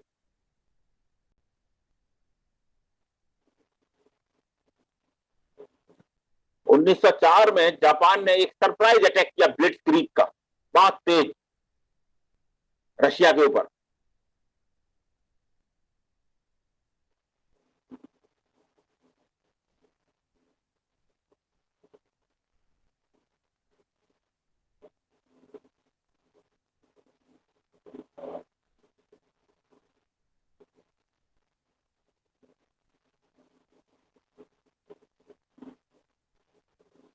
और जापान कोरिया वाला पूरा हिस्सा रशिया से छीनने में कामयाब हो जाता है। और सियोल, जो आज साउथ कोरिया की कैपिटल है, वो जापान के हिस्से में आ जाता है। मुश्किल रशिया के साथ ये है कि ये हिस्सा उसके मास्को से लगभग 4000 किलोमीटर दूर है, और यहां तक सप्लाई मेंटेन करने के लिए और आर्मी भेजने के लिए उसके पास केवल एक ही साधन है, ट्रांस साइबेरियन रेलवे। कोई रोड नहीं है,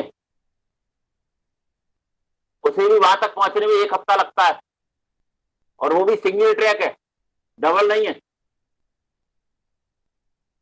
हार तो तय थी, क्योंकि लॉजिस्टिक सपोर्ट नहीं था। आज हमारे देश में इतने हाईवे बिछाए जा रहे हैं, इतनी नई नई रेलवे लाइन बिछाई जा रही है, डेडिकेटेड फ्लीट कॉरिडोर बनाया जा रहा है।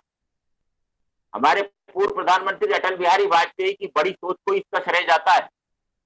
आज की डेट में कोई कंट्री हम पे हमला करेगा, हम अपनी आर्मी को बहुत तेजी से मोबिलाइज कर सकते हैं, डेडिकेटेड फ्लीट कॉरिडोर से भी और हाईवे से भी। नहीं तो देख लीजिए, जरा से कंट्री जापान ने हरा दिया, रशियन आर्मी को छोड़कर भागना पड़ा वहां से, या तो बंदी बना लिए गए, क्योंकि इस हिस्से वो हिस्सा कनेक्टेड नहीं था।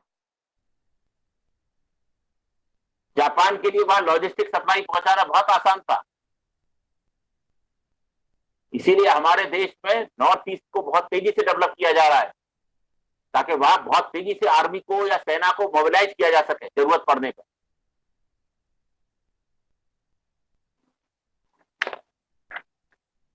चलिए अगला।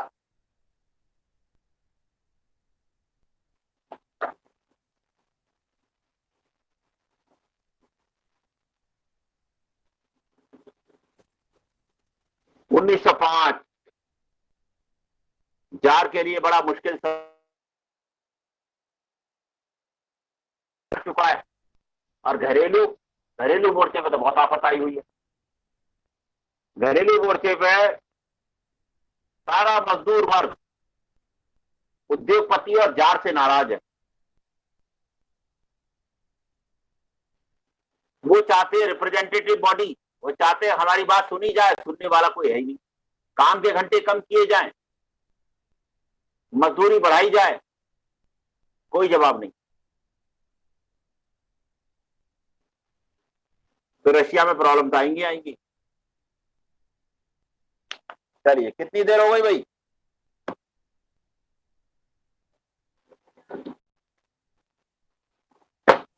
सर 1.5 घंटे हो गया।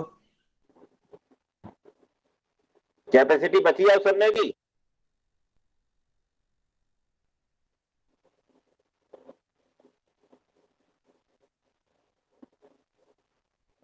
अरे बोलो कुछ। सर नेक्स्ट क्लास हो गया नेट का। कैपेसिटी बची है अब सुनने की? Sir capacity Yes, sir. Net खत्म हो जाएगा अगली क्लास में फिर। हाँ सर जी सर अभी हैं? सर नेट क्लास है सर नेट सर समझ नेट में आ क्लास रही? है सर नेट खत्म हो जाएगा फिर सब बच्चों का सर। मत करो क्लास, छोड़ जाओ ग्रुप को। यहाँ कोई हमारे नहीं जैसे जरूरत होगी वो नेट दोबारा रिफायर करा लेगा। वहाँ दिल्ली कोचिंग करने जाओगी, वहाँ 1.5 लाख रुपए जमा कराओगी, वो पूछोगे उनसे? नहीं सर वो कोई बात नहीं है, ऐसा तो फिर? कुछ नहीं है। जरूरत आपकी है कि मेरी? सर हमारी है सर, आप इतना अच्छे से पढ़ा रहे हैं। तो फिर आप इस तरह की बातें क्यों कर रही हैं? सर गलत जी बोला होता सर सर। कराइए, बिल्कुल अच्छा गलती लग बोला रहा है आपने। पढ़ने में। अच्छा लगे बुरा लगे, जिसे ना पढ़ना हो छोड़ के चला जाए।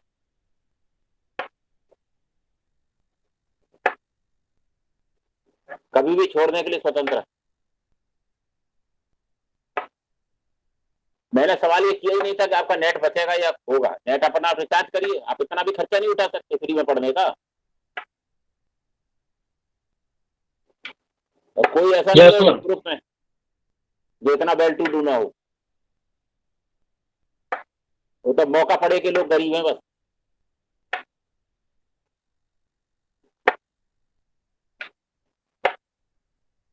हाँ जी, मैं पूछ रहा हूँ कैपेसिटी बची हो तो मैं आधा घंटा और पढ़ाऊं, ना बची हो तो नहीं सर। 1.5 घंटा हो चुका, नेक्स्ट क्लास खत्म है। सर आप पढ़ाइए, कोई बात नहीं। पढ़ाइए सर सर पढ़ाइए आप। जी सर सर आप पढ़ाइए, सर कोई दिक्कत नहीं है। कंटिन्यू करिए सर। जी सर करा दीजिए सर, आधा घंटा।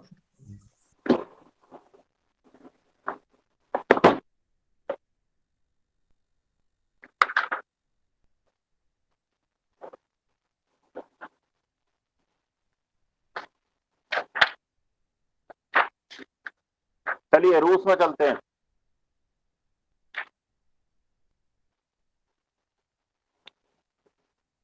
ब्लडी संडे 1905, पूरे रूस में मजदूरों के प्रदर्शन हो रहे हैं और वो प्रदर्शन अब एक क्रांति में बदल चुके हैं। 22 जनवरी को एक बहुत बड़ी भीड़ 2 कागज लिख करके जार को देना चाहती है।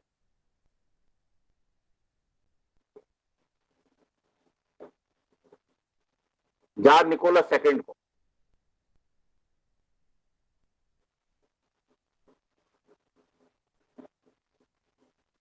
और इस भीड़ का नेतृत्व कर रहा है एक फादर चर्च का, जिसका नाम है गैपन।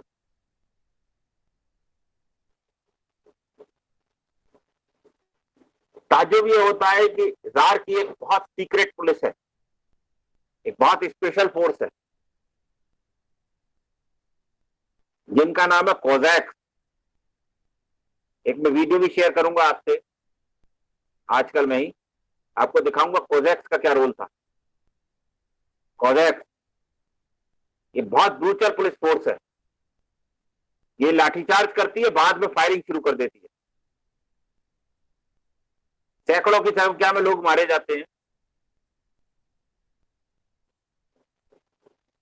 और पूरे कंट्री में पैनिक फैल जाता है, डर फैल जाता है। अब जो स्ट्राइक या जो विद्रोह 1 या 2 शहरों में हो रहा था, पूरे रूस में फैल जाता है। हड़ताल होने शुरू हो जाती है और डिमांड शुरू होती है कि लोकतंत्र लागू किया जाए, हमारी बात सुनने के लिए कोई एक प्रतिनिधि सभा बनाई जाए। वही डिमांड जो इस पीरियड में हिंदुस्तान में कांग्रेस कर रही है, वो पूरी दुनिया में चल रही है। रूस में भी डिमांड शुरू हो गई।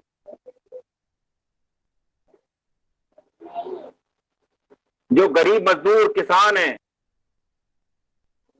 वो बड़े जमींदारों की जमीन को कब्जा करना शुरू कर दिया।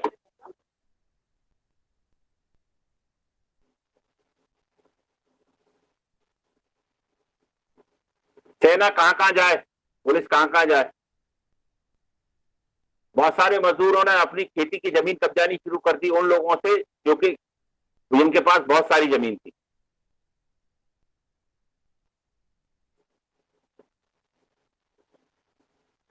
तो यहां तक हो गई कि जार की नेवी ने कॉफी बना, जार की नेवी ने एक शिप था पॉटमैकिन, जैसे इंडिया में 1946 में ऋण विद्रोह हुआ रॉयल इंडियन नेवी का, ऐसी जार के एक शिप ने भी विद्रोह कर दिया।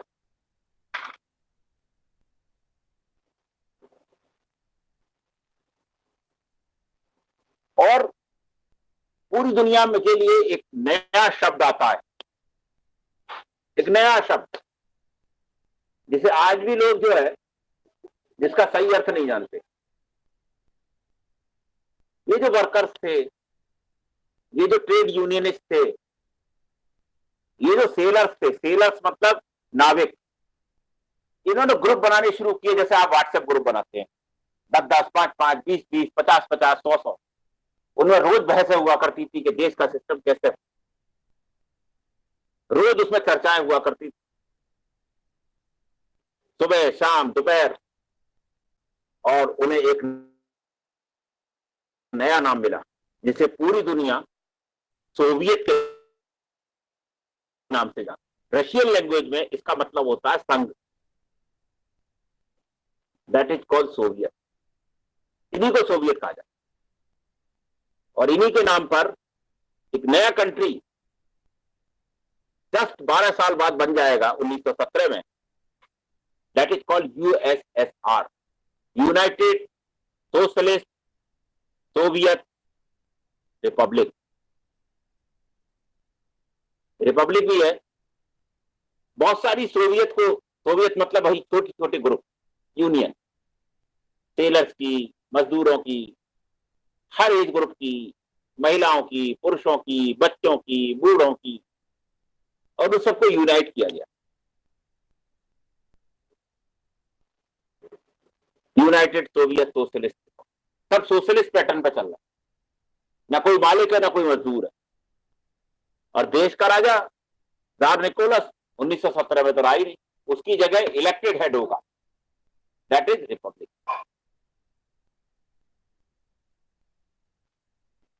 तो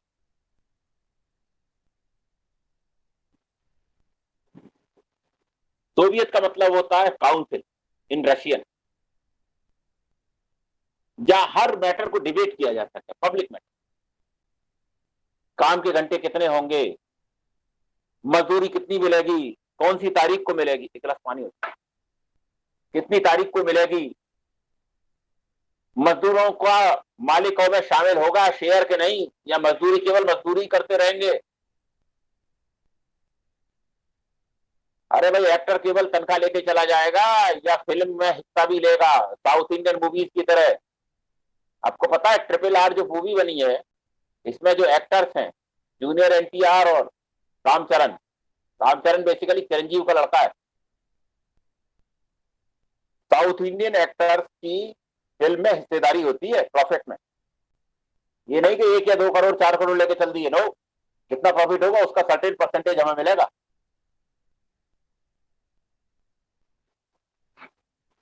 मजदूरों को भी हिस्सा चाहिए भाई। अब आप मुझे बताओ, इस सबको देख के आपको क्या लग रहा है? हिंदुस्तान में जो कांग्रेस अब कर रही है इस वक्त, इस पीरियड में, पूरी दुनिया में ऐसा हो रहा है या नहीं हो रहा है, या केवल हिंदुस्तान में ही हो रहा था ये काम?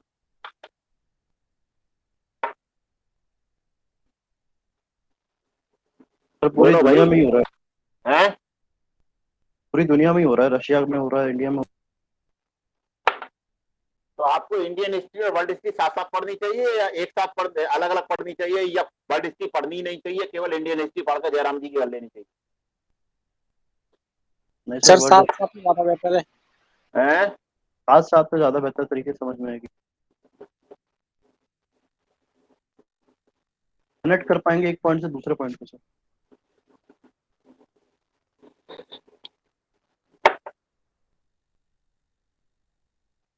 रशियो जापानीज वार,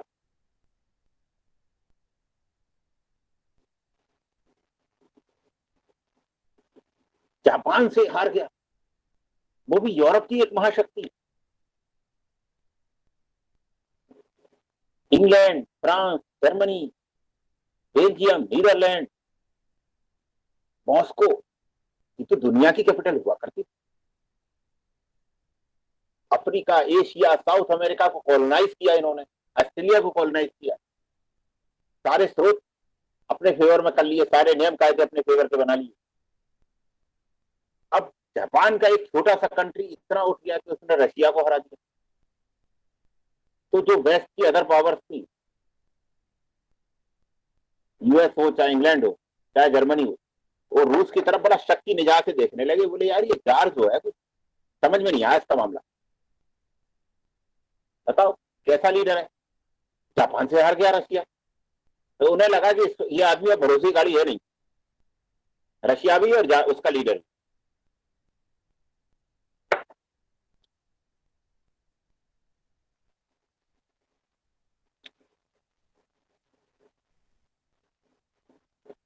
एक लाख से ज्यादा रशियन आर्मी मारी गई थी, बताओ जरा से जापान।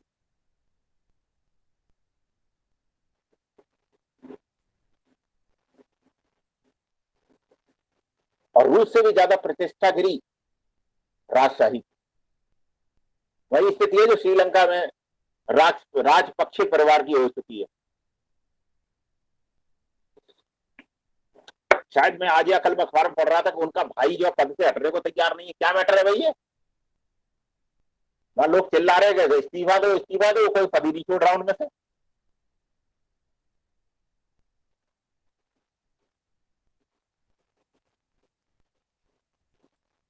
अरे पढ़ रहे हो कि नहीं पढ़ रहे? श्रीलंकन क्राइसिस,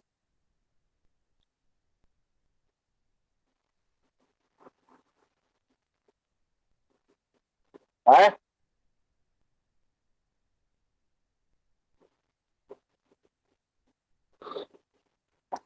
आवाज आई मेरी? नहीं आ रही? यस सर, क्लियर है सर आवाज। तो सेम स्थिति जार की थी। जार की प्रतिष्ठा में बड़ी तबाही आई। जार ने इसका उत्तर सोचा कि यार इन्हें कुछ कंसेशन दे दूं, एक पार्लियामेंट बना देता हूं। उस पार्लियामेंट में थोड़ा सा रिप्रेजेंटेशन होगा। उस पार्लियामेंट का नाम है ड्यूमा। वो ड्यूमा आज तक चल रही है, रशियन पार्लियामेंट। अभी हाल ही में मिस्टर पुतिन ने जब यूक्रेन पर हमला किया, रशियन प्रेसिडेंट ने, तो हमले से एक दिन पहले रशिया की जो ड्यूमा है उसने पुतिन को इस बात के लिए ऑथराइज किया लीगली कि वो यूक्रेन में ऑपरेशन लॉन्च कर सकते।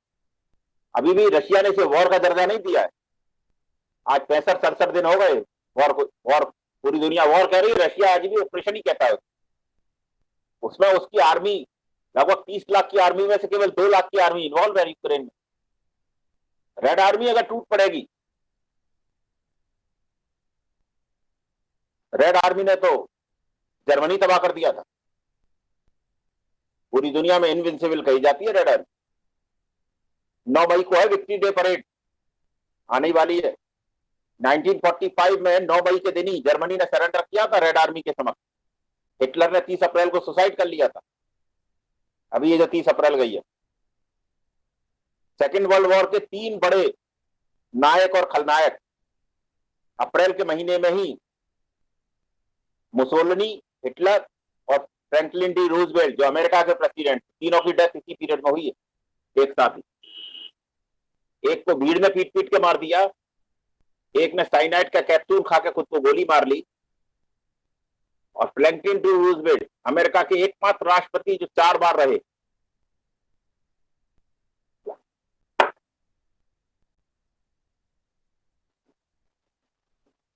ग्रेट लीडर की यही पहचान होती है। अमेरिका को उन्होंने ऐसे समय में लीड किया जब दुनिया में सबसे डार्केस्ट पीरियड चल रहा था। और आपको ताज्जुब होगा, 40 साल की उम्र में उनकी दोनों पैरों में पोलियो हो गया था और वो अपने पैरों पर चल भी नहीं पाते। उसके बावजूद वो शख्स अमेरिका का 4 बार राष्ट्रपति रहा।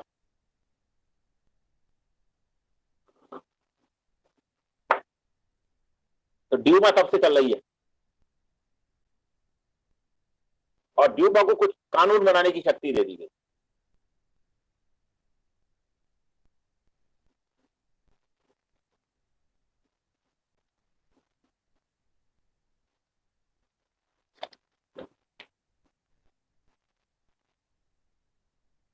अगली स्लाइड दिखाओ भाई।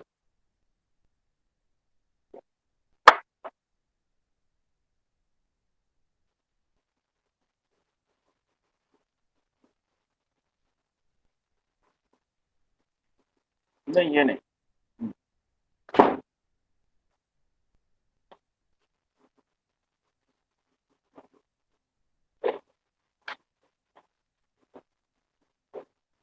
अमेरिका के नए प्रेसिडेंट थियोडोर रूजवेल्ट, 2 रूजवेल्ट हुए अमेरिका के प्रेसिडेंट। अमेरिका के 26वें राष्ट्रपति थियोडोर रूजवेल्ट, और ये जिनके बारे में बता रहा था मैं, FDR, Franklin Delano Roosevelt, Theodore Roosevelt. Theodore Roosevelt का एक बड़ा अच्छा फंडा था, बहुत अच्छी पॉलिसी थी। राहुल बाबू है क्या इस ग्रुप में अभी? जी सर। उनकी पॉलिसी थी बिग स्टिक पॉलिसी, वो जानते होंगे इस पॉलिसी के बारे में। अगर सुनना है मेरी बात तो जरा अपना वीडियो भी ऑन कर लें।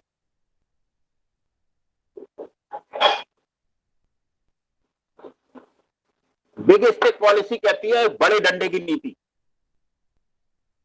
वो ये कहती है कि भाई पहले तो हाथ जोड़ो, भाई मान जा जो हम कह रहे वही कर ले। उसके बाद उनकी पॉलिसी थी बड़ा सा सोटा रखना चाहिए, फिर उसके बाद फिर सुनना नहीं चाहिए, फिर वो कितनी भी माफी मांगता रहे, फिर अंतिम समय तक उस पर प्रहार करते। That is called big stick policy. Sir Sardar Vallabh Bhai Patel जैसी थी सर। हाँ, बिग स्टिक पॉलिसी।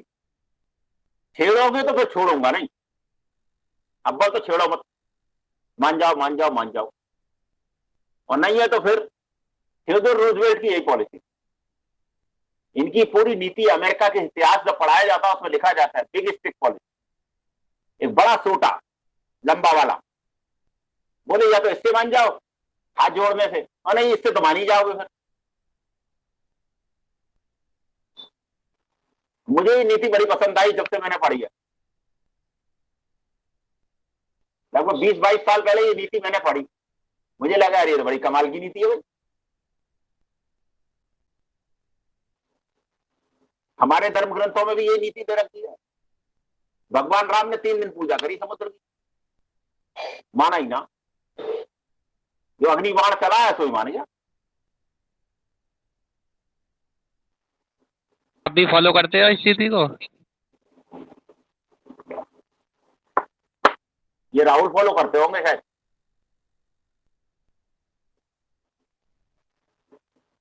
तुमसे पूछ रहे राहुल।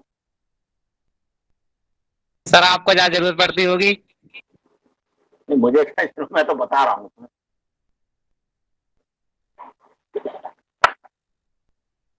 इसी को कहते हैं big stick policy, Theodore Roosevelt ने अपनाई थी। कितना टाइम हो गया? इसीलिए मास्टर पॉलिसी। पता नहीं कौन इडियट जो है मुझे व्हाट्सएप कॉल कर रहा है।